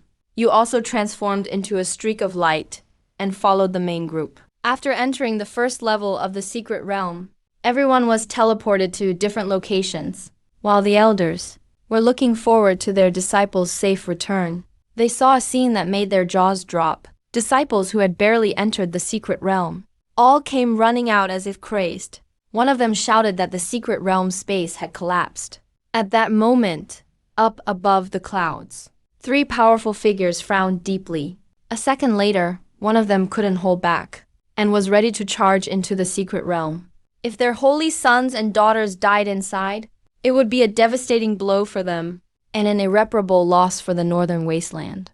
The other 2 mighty experts exchanged a glance and immediately followed suit. Thud, the stone gate closed. The 3 of them were still a step too late. One of them sighed and said, "Now that the stone gate is shut and the space inside has collapsed, we can only trust that they'll find a new way out." Outside the secret realm, some were relieved. Some were stricken with grief, because not everyone made it out in time. But no one looked grimmer than the 3 holy lands. Soon after, most of the spectators left the scene. Sensing the 3 holy lands' fury, sticking around would be unwise. It turns out the first level of the secret realm was just a screening phase. As long as your talent meets a certain standard, you'll be automatically teleported to the second level. Now, inside the secret realm, when you look before you, disbelief fills your face. This is the Creation Immortal sect. Ruined stone gates tower into the clouds. Countless immortal islands have collapsed, as if silently telling tales of the passing eras and the aftermath of great battles. But you instantly recognize it as the Creation Immortal sect you brought. When you traveled to the era of immortal martial arts, what confuses you is why the relics of the Creation Immortal sect are here in the Azure Emperor's tomb. How are these two things related? Going by the memories in your mind, you made your way to a cave dwelling. Just as you were about to step in, footsteps sounded behind you. Fellow cultivator, you seem very familiar with this place. This man's name is Zhao Han. He is the holy son of the Nine Nether Holy Land. After being teleported here, he found everyone else running around like headless chickens. Only this mysterious stranger gave him the feeling they knew this place well, so he secretly followed. This is everyone's first time entering here. How could I be familiar with it? Also, why are you following me? You're overthinking it, fellow cultivator. Who said I'm following you? How about we cooperate? Just trying to make a friend. Not interested. Hearing this, Zhao Han wasn't annoyed. Instead, he simply stepped past you and entered the cave dwelling ahead first. But after going in, he found it completely empty. It's not that there was no opportunity. It's just that it had absolutely nothing to do with any treasures. Could it really have been my imagination? Was this guy also wandering around blindly?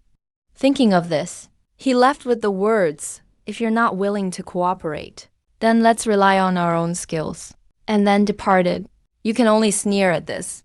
This cave used to be yours. There's no way you'd leave treasures behind. Looking around the cave once again, every arrangement and detail is exactly as you left it, which means after you left the Creation Immortal sect, your senior brother kept this place for you, hoping for your return.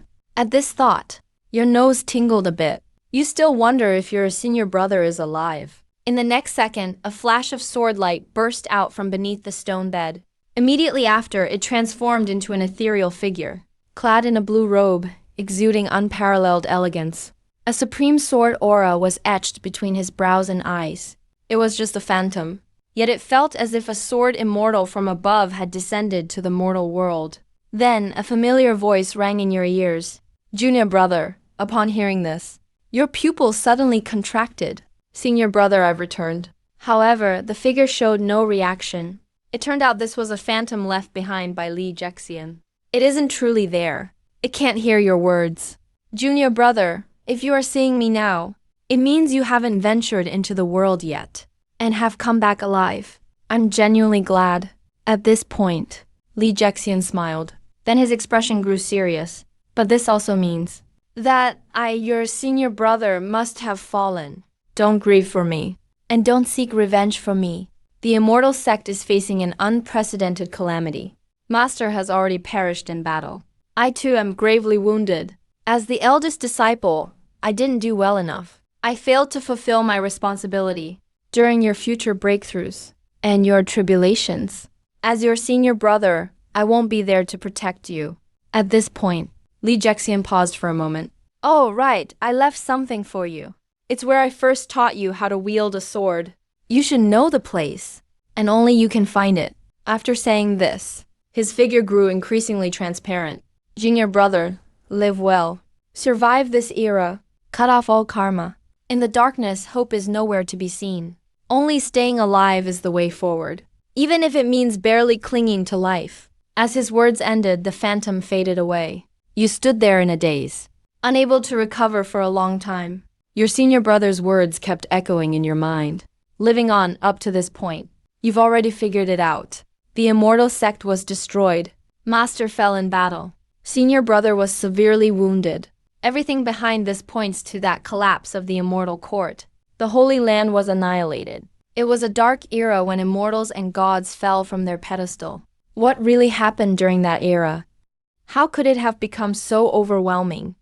Even the Creation Immortal Sect suffered so terribly. Afterward, you followed the memories in your mind and moved forward. Eventually, you arrived before a waterfall. And behind the waterfall was the secret base shared by you and your senior brother. Once you entered, you found nothing inside except an old iron sword planted in the dirt.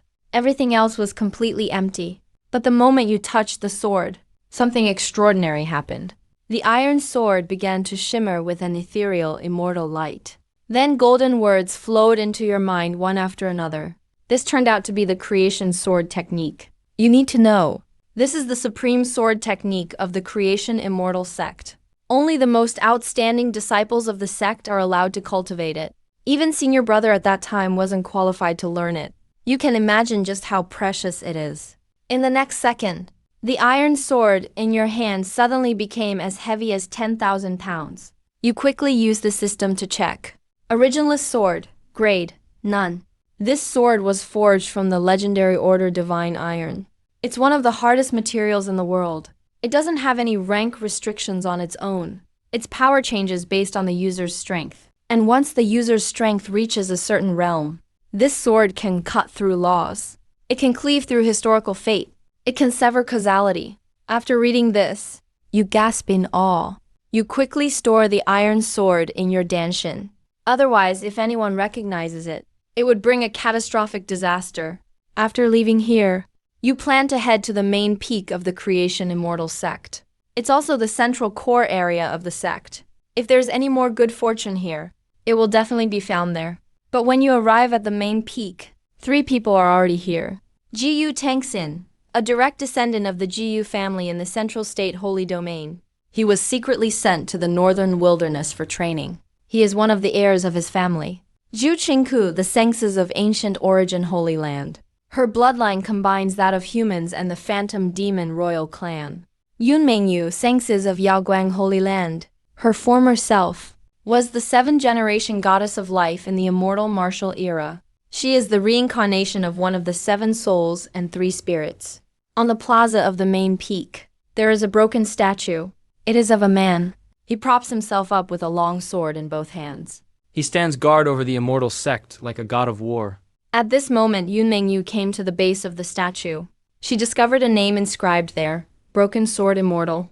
Yan Tianyu at the side heard this. His face showed a look of reminiscence. He seemed to recall seeing this name in an ancient text. But only one phrase records him. Eternal sword Tao falls to immortality. When the broken sword falls, it cuts through glory. That line refers to the legendary Broken Sword Immortal. Jiyu Tangxin beside them, hearing the name, called out in surprise. Isn't Broken Sword Immortal from the Central State Holy Domain, the supreme ancestor of the Longevity Sword Pavilion? Upon hearing this, you secretly remember the Longevity Sword Pavilion. If the senior disciple is the ancestor of the Sword Pavilion, does that mean he's possibly still alive? According to what Lord Tangxin said, this place is the former site of the Longevity Sword Pavilion. However, Yu Mingyu immediately retorted, no.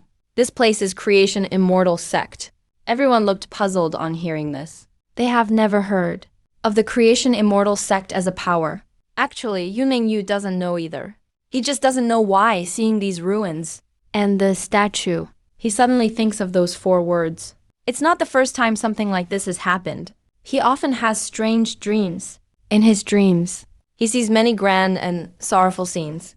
They feel extremely real. So real, it's as if he experienced them himself. That's why Yu Mengyu enjoys reading ancient books, because he finds that some scenes in his dreams are exactly the same as those recorded in ancient books. Just then, Zhao Han appeared out of nowhere. He abruptly removed the necklace from his neck. When he approached the stone sword, the necklace flickered with a faint glow. Once he moved away, the necklace dimmed again. Seeing this, Zhao Han stopped hiding it. This necklace is a magical treasure lent to me by my master. It's specifically used for detecting arrays. This phenomenon suggests that the stone sword is likely the key to activating a certain formation. On hearing this, everyone tacitly agreed to activate the formation. Afterward, they tried many methods, but couldn't trigger the formation's core until you walked up to the stone sword and let your own sword Dao aura at level 3 resonate with it. The next moment, the statue's eyes suddenly lit up. The broken stone gate started to recover. Countless immortal islands began to reappear. Then a dignified voice echoed out. The final assessment of Creation Immortal Sect begins now. In the vast plaza, 5 meditation cushions appeared out of nowhere. Assessment Item 1. Comprehend the test image. Please take your seats on the cushions. Upon hearing this, all 5 of you sat upright on the cushions. After closing your eyes, a celestial diagram appeared in your minds. At the same time, a voice sounded by your ears. 1 incense sticks time. Anyone who cannot comprehend the creation immortal path in time is considered to have failed. But for most people, the immortal path is beyond comprehension. For you, it's as easy as pie. After all, you've taken tests like this every year before. So, in just a few breaths, a golden light burst from your cushion.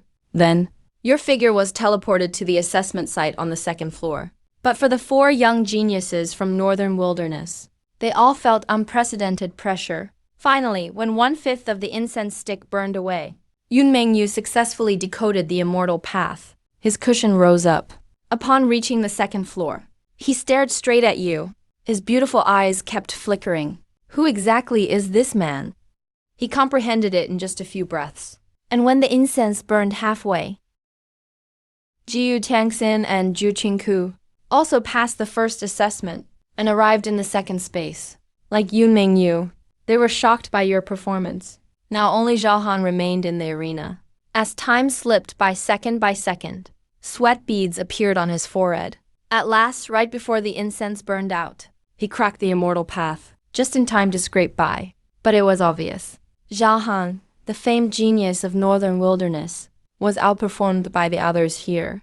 But what shocked him more was this mysterious man solved the immortal path in just a few breaths. What did that make Zhao Han look like? The next moment, the dignified voice sounded again. 2nd trial, state of mind. Then a bronze mirror appeared before everyone. Time limit, 3 hours. Let the bronze mirror reflect deep within you. The thing you fear most, those who overcome it can proceed to the next trial. But when you entered the bronze mirror world, all around you was nothing but white. No any object. This means you have no fears in your heart. Your inner demons were cut off in previous trials. So in just a breath, the mirror in front of you shattered. This trial, for the 4 young geniuses, wasn't particularly difficult. On the contrary, it was quite simple. After all, they grew up in holy grounds or great families. To make it this far, they've already faced all sorts of trials of the heart. So after 1 hour, those 3 easily passed the trial.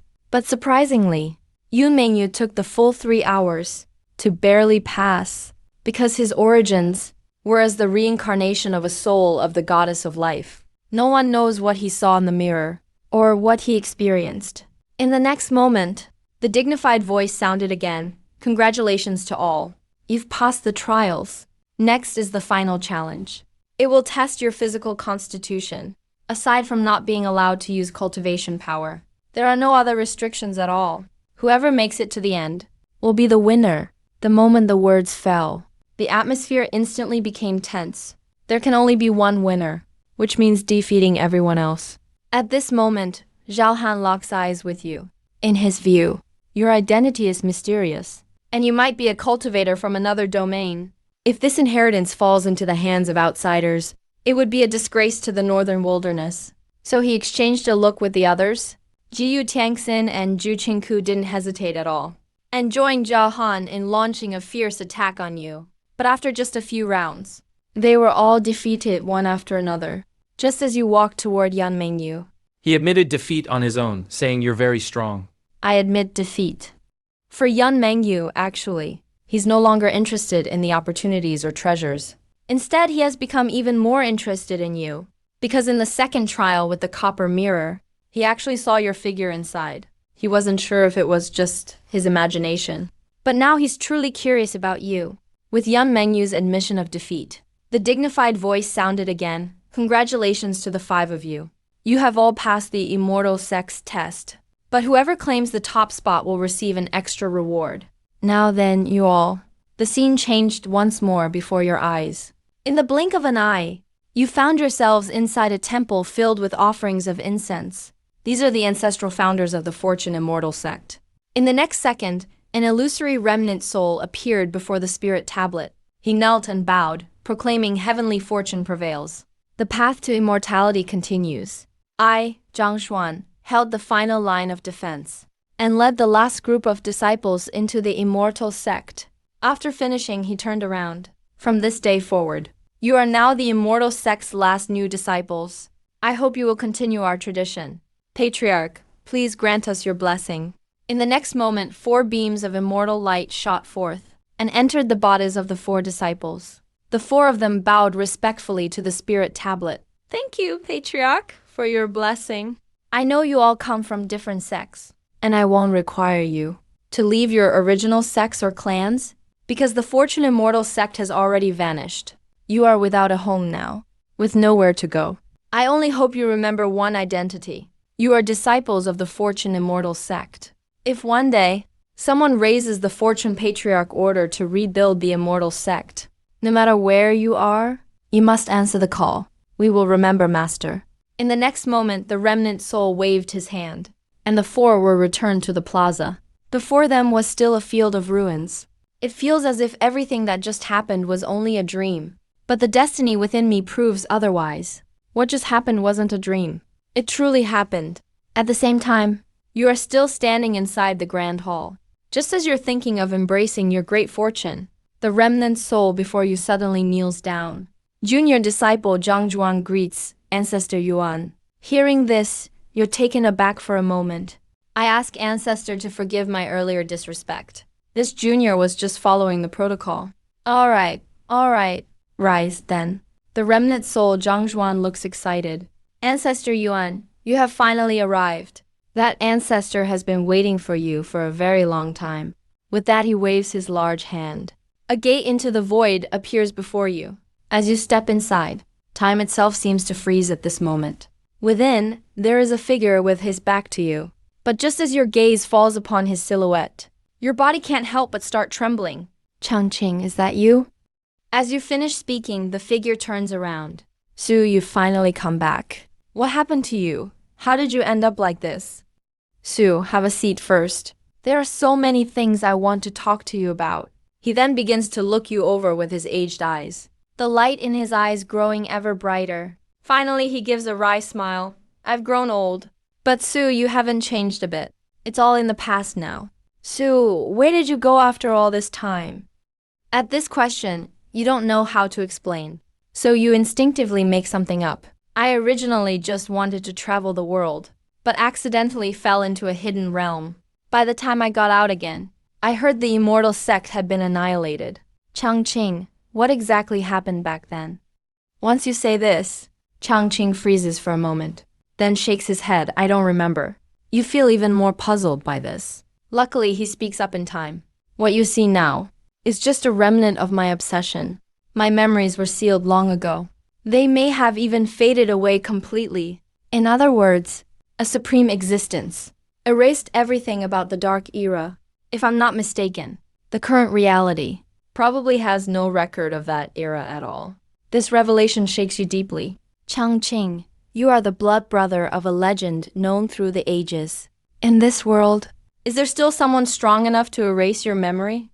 Once you ask this, Changqing just smiles wryly. Enough. Su, please don't put me up on a pedestal. What legendary brother? That's all just a superficial reputation. Just a title others forced on me, in front of truly powerful beings. I don't even have the right to make a move. At this point, Changqing changes his tone and says, compared to you, Su, I'm far behind. You not only avoided the reckoning of the dark era, you started a new life, and even cultivated the heavenly Yuan Sing body. You are shocked once again. As expected from the legendary brother, just one look and you already know all about me.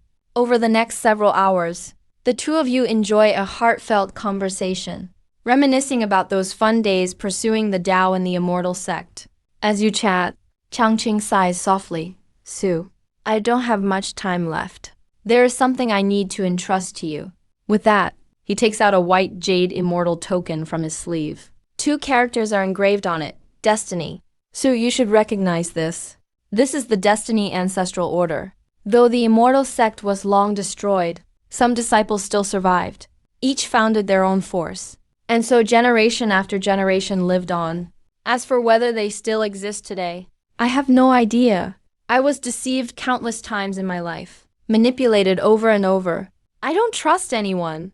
Except for you, Su, you've always been the one I could believe in. Su, the continuation of the immortal sect is in your hands.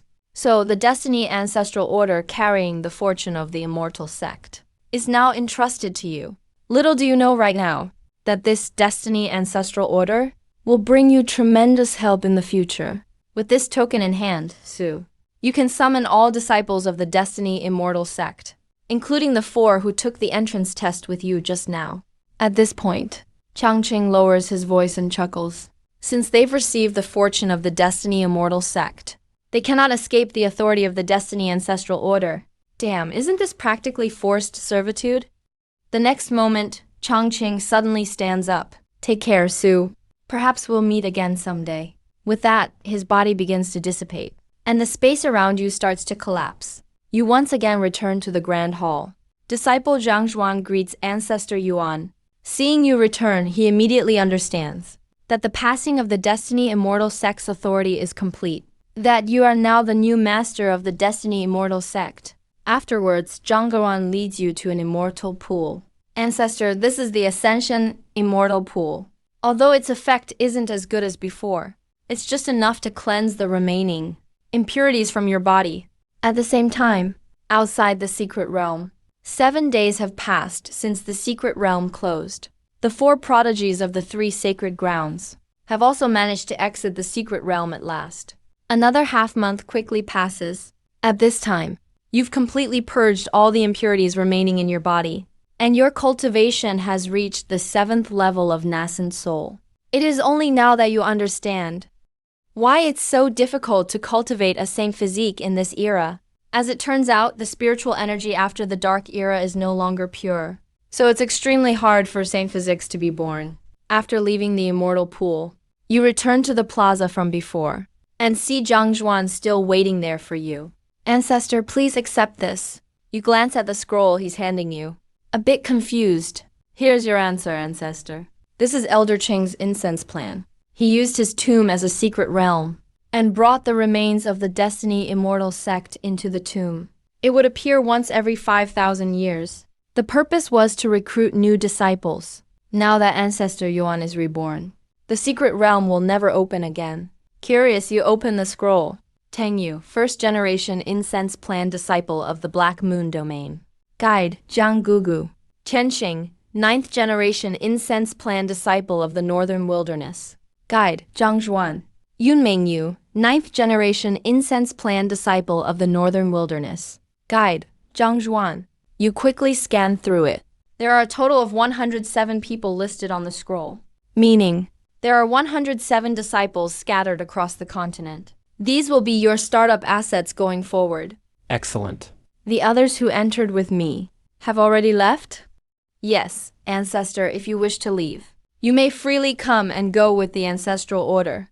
And you may also control the secret realm space. You nod lightly. Meanwhile, somewhere deep in the northernmost mountains, your figure steps out from the void. A remnant soul immediately floats forth from the Ancestral Order. Ancestor, your disciple's lifespan has run out. I probably can't travel with you across the lands anymore. I ask your permission, Ancestor, to use this final time to bid farewell to my descendants.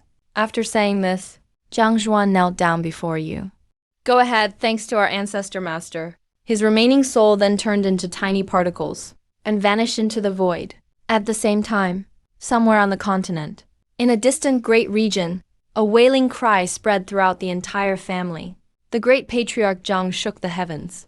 In a snow-covered courtyard, figures knelt in front of the ancestral hall. The Zhang family is an ancient clan of the southern domain. They have always lived deep in the mountains. Though they never got involved in the power struggles of the southern domain, no other force dares to underestimate this ancient hermit family, because the Zhang family's great patriarch, Zhang Zhuan, is a peerless late-stage Grand Ascension cultivator. The next moment, a remnant soul emerged from the coffin in the ancestral hall. He suddenly burst into loud laughter. No one is allowed to cry for me. The Zhang family's mission is finally accomplished. I have no more regrets. Listen to me carefully. From today on, The Zhang family will no longer stay hidden. Our ancestor master has returned. The ancestor master is now far away in the northern wastelands. He is still weak right now. You must not disturb him. What you need to do is to make your mark in the southern domain and carve out a place for yourselves, awaiting the ancestor master's summons. We've been living in seclusion for so long. It's time to come out and fight for our place. Zhang Xuan's voice echoed in the mind of every clan member. The next moment, all the clan members responded in unison. Yes. Generations of the Zhang family will always obey the ancestral teachings. After giving his instructions, Zhang Xuan's remaining soul soared to the ninth heaven. After my death, bury my body at Alayang Mountain, facing north. I want to witness the ancestor master's glory and the revival of the celestial sect. After you return to your original timeline, you once again chose the Kangling continent as your drop location, and the immortal martial era as the time period, with the special condition to practice the supreme sword art continuously for 100 years. In the next moment, your soul seemed to travel through endless time and space. You arrived at a mountain range during the immortal martial era and began to study the creation sword technique. But for someone as naturally untalented as you, it took you 10 years just to comprehend it. 20 years passed. You practiced swordsmanship day after day in front of a waterfall, year after year, gaining a deeper understanding of the sword. Finally, in the 50th year, you finally got a glimpse of its true essence and could perform the first move of the creation sword technique, severing immortals. 60 years passed. On this day, an ancient powerhouse brought several disciples here to train. He noticed your swordsmanship and became greedy. While you were practicing swords, that nascent soul 8th level cultivator suddenly ambushed you, but was countered by you with 1/severing immortals, instantly killing him. 80 years passed. You had mastered the first move, severing immortals, to perfection, and your cultivation reached the nascent soul stage. Your lifespan increased to 10,000 years at the 8th level. That means you now have a much bigger margin for error.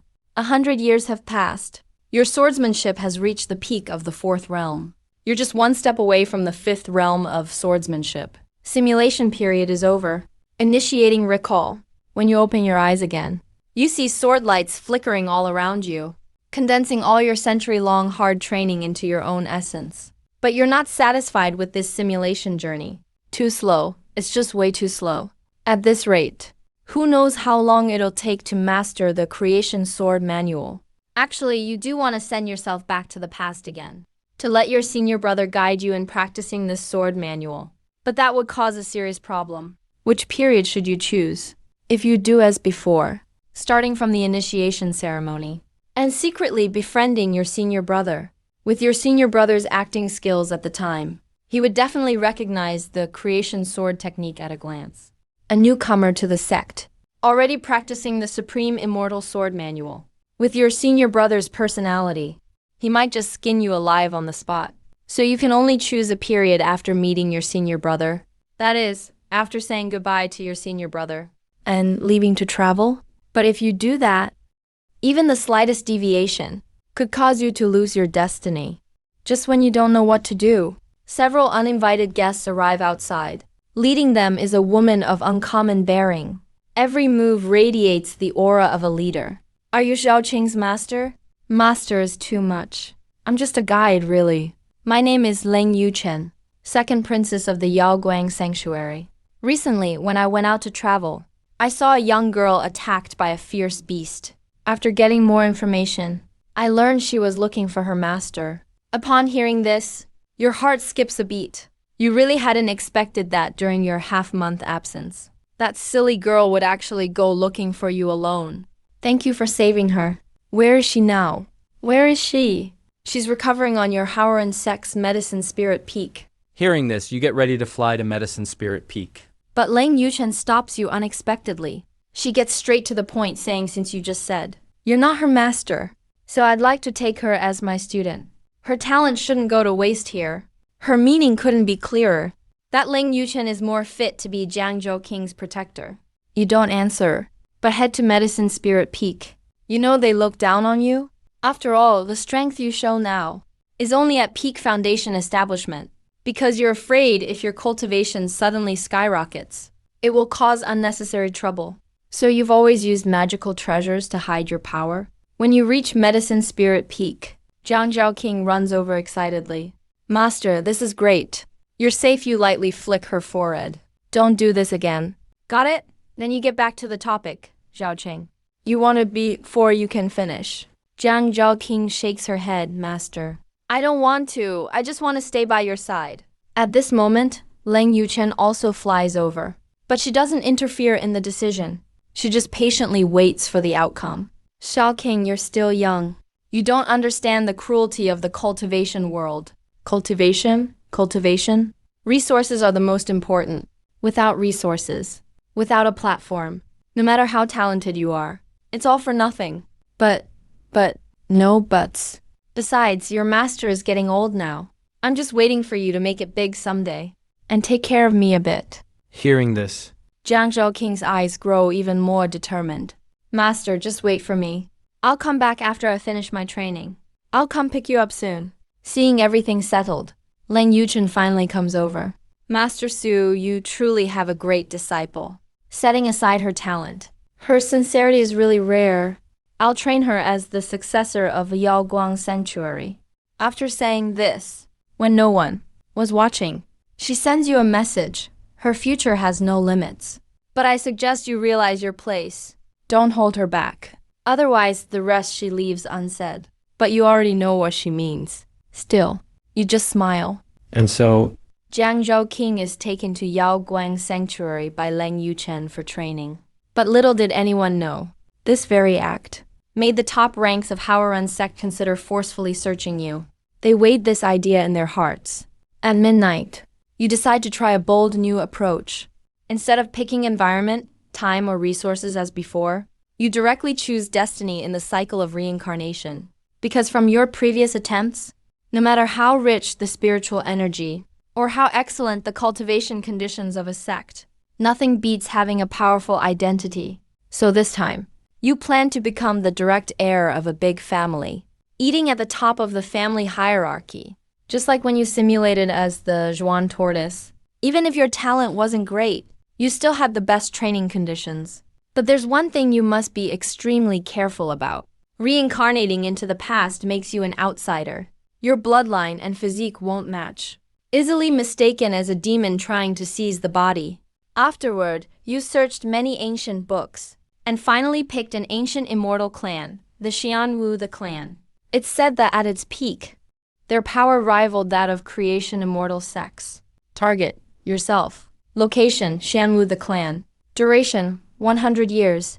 Specific condition, become a direct descendant of the clan. And conceal your strength. In the next moment, your mind travels across endless time and space. To the distant Xianwu era, you enter the womb of the clan leader's wife. During those 10 months of pregnancy, you deeply feel what it means to enjoy peak luxury of a grand family. Medicinal soup brewed with dragon heart, vitality broth made from wild bear's paw, meat and eggs crafted from holy orchid wings. All these are absorbed as prenatal medicine. On the day you were born, auspicious energy covered the sky for miles above the clan. Divine beasts appeared in various forms. When the clan elder surveyed the world, once he declared the birth of the clan's true dragon, you were destined to be the child of the true dragon. The old clan leader personally named you the Hengdao, meaning, I weigh the heavens with my sword. By age 1, you could recite the ancient classics and gave your own insights. Your tutor said he was no longer qualified to teach you. At 2, you could perform martial techniques. By 3, you completed the key training stage. Your rapid growth shocked the entire clan. Your grandfather, the former clan leader, on your 3rd birthday, gave you his personal treasured sword, the Heavenly Mirror, thus cementing your status. No one could shake it. At 6, you wanted to learn swordsmanship. To give you the best education possible, the clan spent a massive amount of resources. You became a disciple of sword immortal Zhang Ta Master Zhang. At age 10, you first entered the Golden Core realm. At this level, no one could match you. Over the years learning swordsmanship with sword immortal Zhang, you often brought the most difficult questions about the creation sword technique to him seeking answers. Jiang Ta was deeply gratified. that you could ask such profound questions. On your 18th birthday, you broke through to the Nasan Soul realm. The family held a grand banquet. Everyone raised their cups and toasted to the moon. You became the young master of the family, the future head of the clan. To celebrate your coming of age, the family opened the ancestral grounds, giving you the immortal origin left by your ancestors. Your actual cultivation soared rapidly, just half a step away from the Tribulation Transcendence realm. But to avoid attracting attention from the clan, you kept your abilities hidden and showed only the 5th level of the Nasan Soul realm. Later, from your grandfather, you learned that the greatest benefit of the immortal ancestors' initiation was opening immortal fate and path. It increased your chances of becoming an immortal by 70%. Thus, as an outsider, you obtained the greatest fortune left for descendants of the family. Feeling guilty in your heart, you decided to repay the family in another way. At 19, you entered the martial competition held for the younger generation, dominating all the top prodigies with absolute strength. You won dozens of top-tier sect branches for the family. At 20, you went to war with the Immortal Alliance against the alien realms, achieving great military merits. You secured vast territories and resources for the family.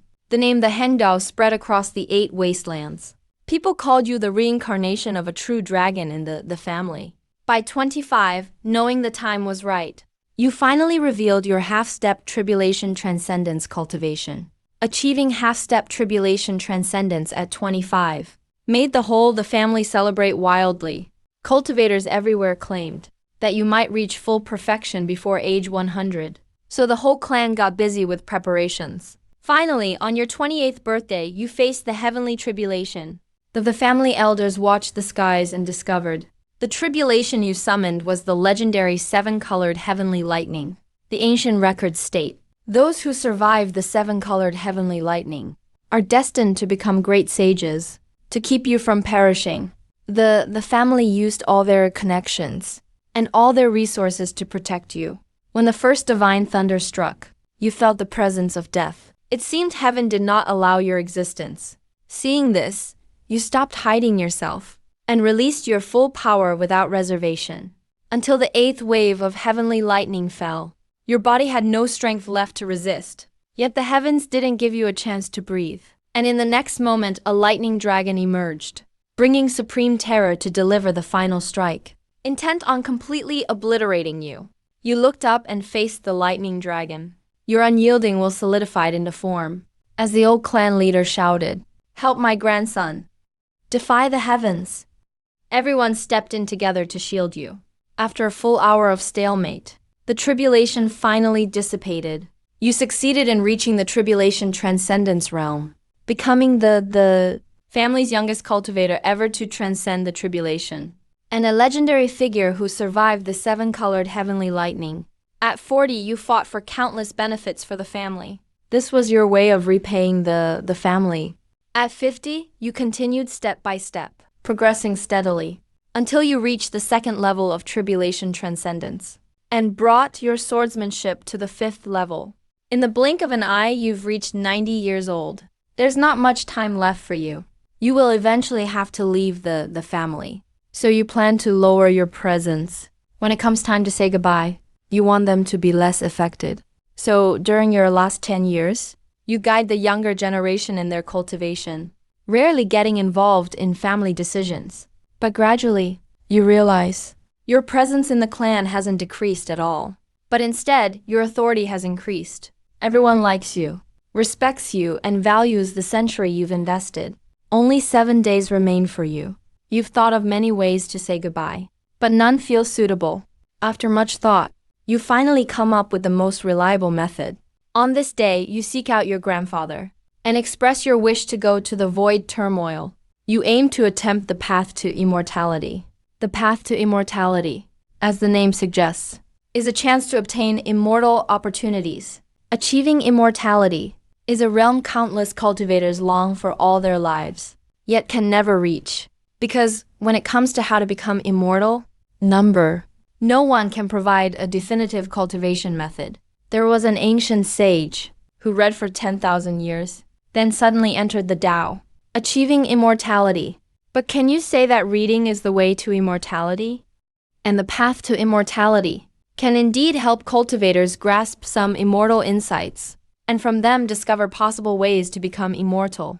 So, even though many cultivators know the void turmoil is dangerous, there are still countless people who keep trying. So when the old family head hears you want to attempt the path to immortality, he firmly refuses. But when you promise that you will put your safety above all else, he finally nods in reluctant approval. The day you leave, you don't tell anyone, setting off on the journey alone. To ensure the stability of the family, you leave a soul lantern behind. As long as the soul lantern remains lit, it proves you are still alive, so the family won't be thrown into chaos. But who would have expected this soul lantern to burn? For 1,000,000 years, a long time after you leave the family, you quietly murmur, "System, return to the next." In the next second, you slowly open your eyes, with threads of immortal fire flickering in your pupils. At the transcending tribulation stage throughout the entire Howran sect, you now stand side by side with the sect master. With a wave of your hand, a huge pile of magical treasures appears before you. These treasures are all artifacts that the family gave you for protection. The highest grade of them, naturally, is the bronze mirror. The mirror of heaven-grade minor immortal artifact.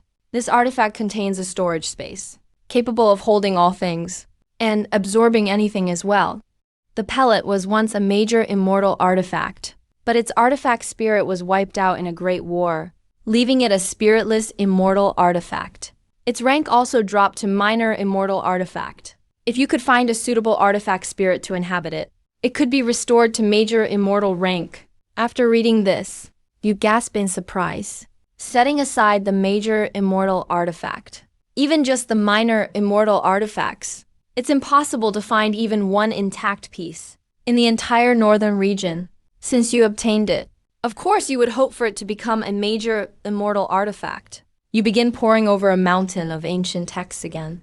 And finally, in one old book, you find an unofficial record about artifact spirits. One line of it catches your attention. An artifact spirit is a soul entity. Any soul can be refined as an artifact spirit.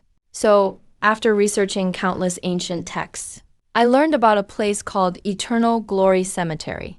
Countless strong souls were buried within. Some souls have gone on to reincarnation, while some still linger. So I boldly speculate, if a soul of an immortal is used, would the immortal aura become different? These are just some of my ramblings. After reading this, you realize the author of this book wasn't very competent. It reads more like a madman's ramblings. Yet genius and madness are two sides of the same coin. Genius on the left, madman on the right. And in the end, they are the same kind of person. So you decide to give it a try.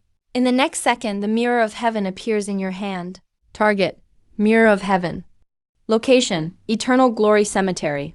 Duration, 10,000 years, special condition. To collect wandering souls still inside the cemetery. Yet you didn't expect. Your carelessness would attract something terrible.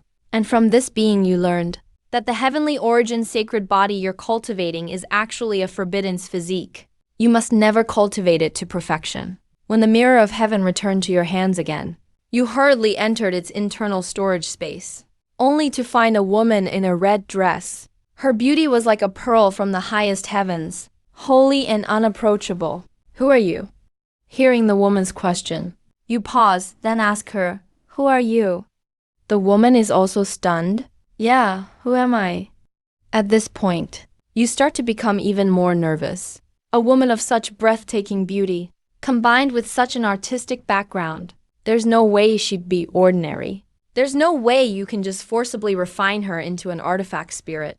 After a long silence, the woman looks around the space and asks a question that makes your hair stand on end. Is this the storage ring space? So you imprisoned me here? Fairy, it's a misunderstanding. I don't even know why you appeared in my artifact. Is that so? I'll go have a look outside then. With those words, the woman steps out of the ring's space. You are completely shocked. She can enter and exit at will without your permission? Just what kind of being have you brought here? And the first thing the woman does is to release the Divine Stone's power, covering the entire Howren sect instantly. Your jaw drops again. Thank goodness you spoke politely to her just now, and didn't impulsively try to refine her into an artifact spirit. This world is different from what I knew. Senior, this is the 635th year of the martial era. You stick to the principle of the less you say, the fewer mistakes you make. Absolutely must not reveal yourself. With the system, you can travel through time and space. But the woman isn't done with her questions. Then why did I cross time and space to come here? Senior, are you kidding me? If you don't know, how would I possibly know? Surely my cultivation can't reverse yin and yang, or overturn time itself. This time, the woman seems to think your words make some sense, so she stops overthinking, and instead sits cross-legged nearby, reading through the books. With her memory a blank right now, she needs to quickly understand information about this era. Sigh, what a mistake I made, listening to that madman's words. Now look what happened. It's easy to invite a god, but hard to send one away.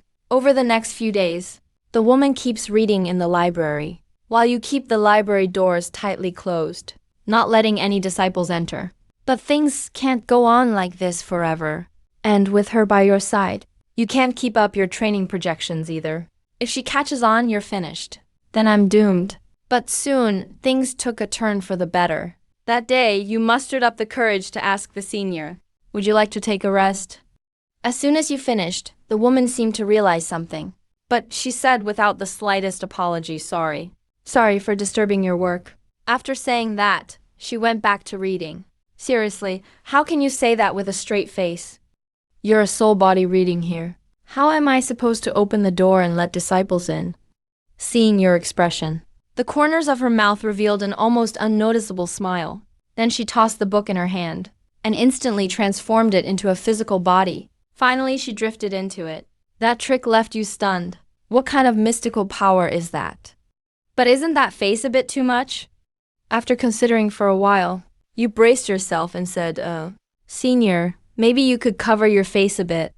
This time, the woman surprisingly didn't react. With a wave of her jade-like hand, a veil appeared, covering her face. Thank you for understanding, Senior. After those words, you wanted to add, maybe, Senior, you could find another place to stay. Prepare a clean room for me tonight. Is there any problem? Of course, no problem. Of course, no problem. Great. Honestly, what are you even saying? Don't worry. I won't stay here for nothing. With a wave of her hand, a streak of celestial light shot into your body. Immediately after, a surge of spiritual power burst forth from your danshin. Your aura reached a whole new level. Tribulation crossing, stage 4. And from that celestial light, you sensed a familiar presence, one you'd felt before in the family ancestral land. In other words, this mysterious woman granted you a celestial source baptism with just a gesture. Senior, that's not necessary. You can stay as long as you like. Now that the woman has a physical body and her face is covered, you finally feel at ease. You open the library door that's been shut for 3 days. Just say she's your newly recruited helper. No one will pay attention. That night, you led the woman to a clean guest room. Senior, my place is small. I'm afraid it might be a bit cramped for you. Yeah, it's pretty small. Oh, right, don't call me Senior from now on. Call me Immortal Jianjia. That's the new name she chose for herself. Then, Immortal Jianjia, please rest now. I'll leave you alone. Wait, why are you cultivating that physique? That question stumped you. You're not surprised she recognized your unique physique at a glance. But you're puzzled why she'd ask so bluntly. Why do you say that, Immortal? Why do you say that, Immortal? If my memory serves me right, the Qianyuan sacred physique is known as a taboo body. It should be impossible to master. The final outcome is always being erased by the heavens. You could consider it all a scam. Upon hearing that, you were shocked. Actually, you'd always had this doubt inside. Why did you draw the 7-colored tribulation? You're well aware of your own talent. After hundreds of years of cultivation, you only reached the tribulation stage. There's no way to compare with those peerless geniuses in history. So why did you attract the 7-colored heavenly tribulation? You later searched ancient books and found out The seven-colored tribulation is the heaven's punishment for extremely talented cultivators. A punishment sent down by the heavens. So everything finally made sense. But after a long silence, you said something that even shocked the woman. I don't believe everything exists for a reason. If the heavens do not allow it, I'll use this mortal body to defy the heavens. And that woman seemed to be moved by your words. She told a life-saving legend that no living soul knew of until now. In the third era after the world began, which we call the Age of Chaos, there was a great being who cultivated to a supreme, unrivaled realm. He faced the heavenly Tao head-on and created an immortal realm right under its nose, so that his lovers and descendants would be free from the heavenly Tao's restraints and could enjoy eternal life. At this point, Jianjia had a sudden realization. The immortal realm had no heavenly Tao, no rules, no restrictions. In theory, you could achieve perfected Tianyuan's sacred physique in the immortal realm. But whether the immortal realm truly exists, even I do not know. You quietly kept the immortal realm in mind, and then bid farewell to Fairy Jianjia. But the next morning, when you brought her breakfast, you found the room empty. There was a letter left on the table. The basic message was, she had gone off to look for something important to her. At the same time, she was afraid staying here might bring you unnecessary trouble, so she left without saying goodbye. At the end, she left a purple talisman in the envelope. If you run into danger, burn this talisman. Seeing this, you smiled faintly, as expected of a fairy, tough on the outside, soft on the inside. But a moment later, you sighed, bringing her here from the distant past. You don't know if it was good or bad. There must be great karma involved. Oh, well, forget it. What's done is done. At least Jianjia isn't our enemy, and that's enough. Meanwhile, unbeknownst to you, the exotic army suddenly launched a tenfold assault. The first line of defense in the northern wilderness collapsed instantly. But when this news reached the lord of the northern wilderness, He only calmly said, I know. you may all leave now. Then, He spoke to the empty void before him, Brother Dao. since you're here, tell me, what do they mean over there? In the next second, a man in a purple python robe stepped out from the void. It seems they've given up. At these words, Lin Shuyun was stunned, then smiled and said, I should have guessed. But once the northern wilderness falls, the front line will draw even closer. Is this really the outcome they want to see? After those words, both men fell silent for a long time. At last, the man in the python robe spoke up, breaking the silence. There's no other way. The northern wilderness has been the outlying region of the Azure continent from the very start. Back in the Great Era, it kept retreating against one exotic invasion after another. Only 19 of us are left now. Brother, to be honest, I came here today for a personal reason as well. The abandonment of the northern wilderness is already decided. Come with me. On behalf of my dynasty, I sincerely invite you to join us. Ancient sacred physics keep surfacing these days. Some ancient greats are also waking up one after another. It's a sign that something big is coming. For people like us, as long as we can take even a single step forward in this event, we can ascend to immortality. By then, even if all 18 regions fall, so what?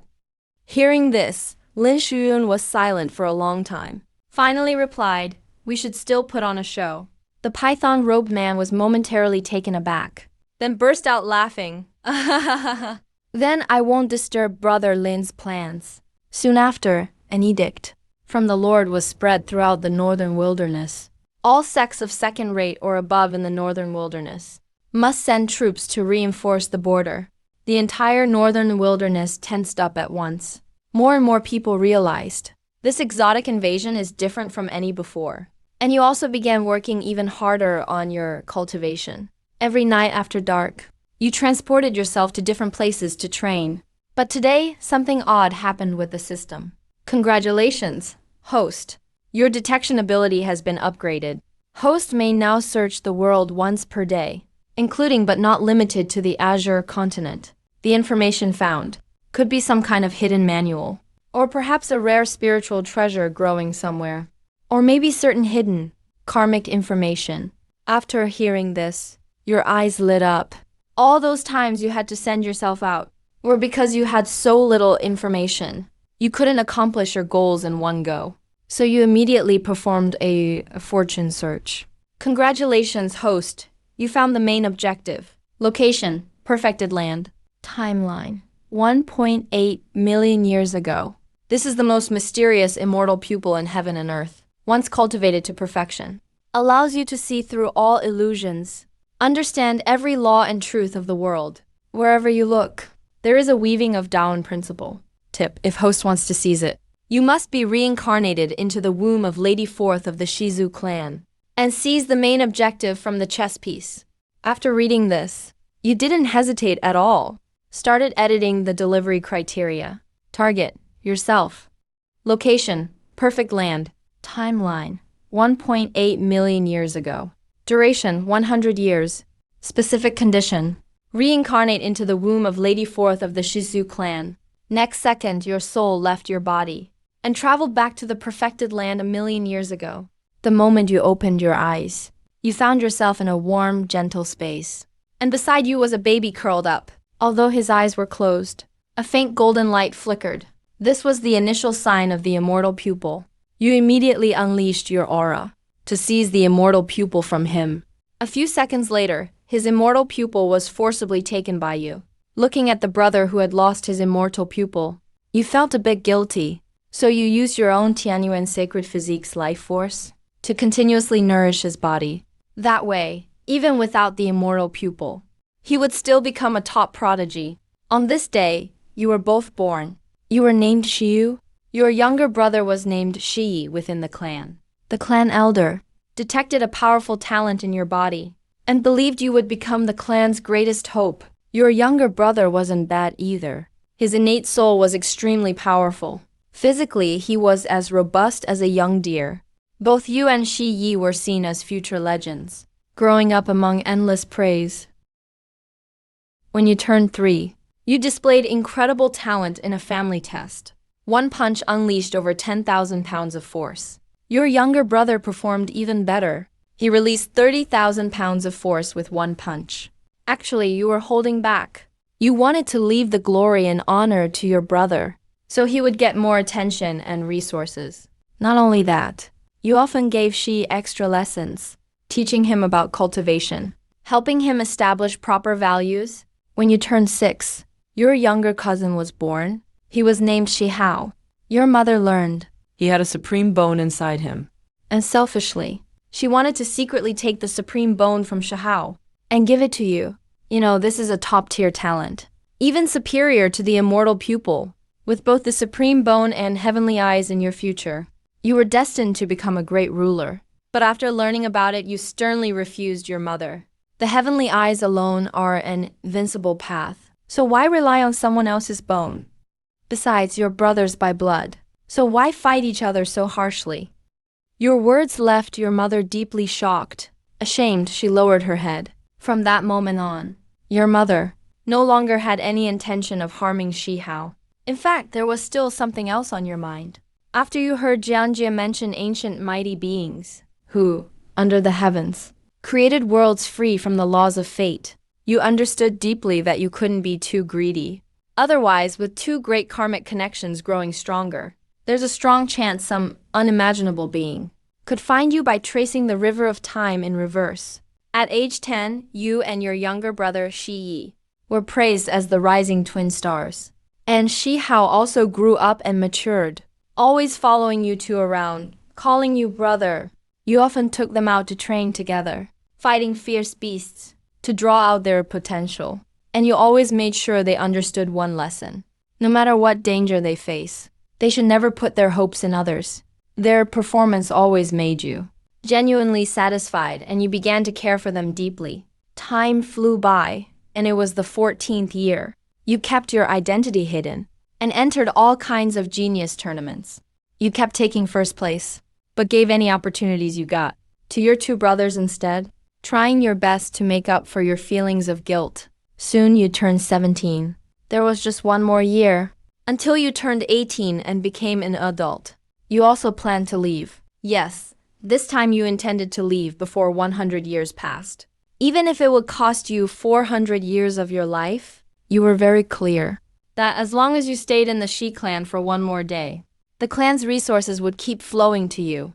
That just wouldn't be fair to your two younger brothers.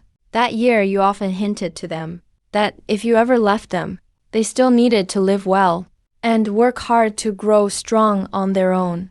That was your 18th year with the Shi clan. They held an adult ceremony for Shi Yi, and he became the clan's most dazzling star, a true beacon of hope. With your guidance, Shi Yi was now steady and mature, calm and level-headed, able to act both decisively and flexibly. Shi Hao also followed in Shi Yi's footsteps, becoming completely unmatched among his peers. Seeing this, you knew it was time to leave. Looking at the two of them, a satisfied smile appeared on your face. That day, you didn't tell anyone else, and called only Shi Yi and Shi Hao aside. Your brother is leaving. As soon as you said that, Shi Yi's body trembled slightly, his eyes red with tears. Shi Hao, on the other hand, was less composed, and burst out crying. Brother Yuan, are you abandoning me? All right, you two are so grown up now. Why are you still crying? Our Zhao Hao is a real man. At that moment, Shi Yi tried to hold back his emotions and asked, "Can't we go with you, brother? That place is just too far away, and you two can't get there. Brother Yuan, if Howard can keep up, he'll never be a burden. Never. Hey, I'm just going somewhere far away, not dying. So why look so sad? After I leave, you two need to always remember, no matter when, never give up hope for life." After saying that, you didn't continue and turned to leave. Not long after, a voice called out behind you, "Brother Yuan, how can we see you again?" Those words left you stunned. You waved your hand and said, "When you're truly strong enough to cross 1,000,000 years, when you're strong enough to cross the ages." Little did anyone know, your words would stay in their hearts forever. Whenever they found themselves in danger, those words would always ignite infinite potential within them. When you finally opened your eyes again, you couldn't help feeling sentimental. Howard, I wonder if you're still alive out there, and where you are now. During your journey, the world outside changed dramatically. The advanced troops from the 3 great holy lands were wiped out. The northern wastelands were forcibly separated by the higher-ups above. It became a land of abandonment. For a time, all major sects were filled with fear and uncertainty. The only way out for the northern wastelands was self-rescue. So many cultivators chose to leave their former sects and join the 3 great holy lands. After all, only with a strong enough group could they have a better chance of surviving. One day, you walked through the now empty Howran sect and strangely found yourself in a very good mood, only because the current Howran sect was more pure than ever. Everyone who stayed was unafraid of death and willing to face anything head-on. If Howran sect survives this catastrophe, it is sure to be reborn anew. Thinking of this, your eyes suddenly turned sharp. It was time to start building your own power.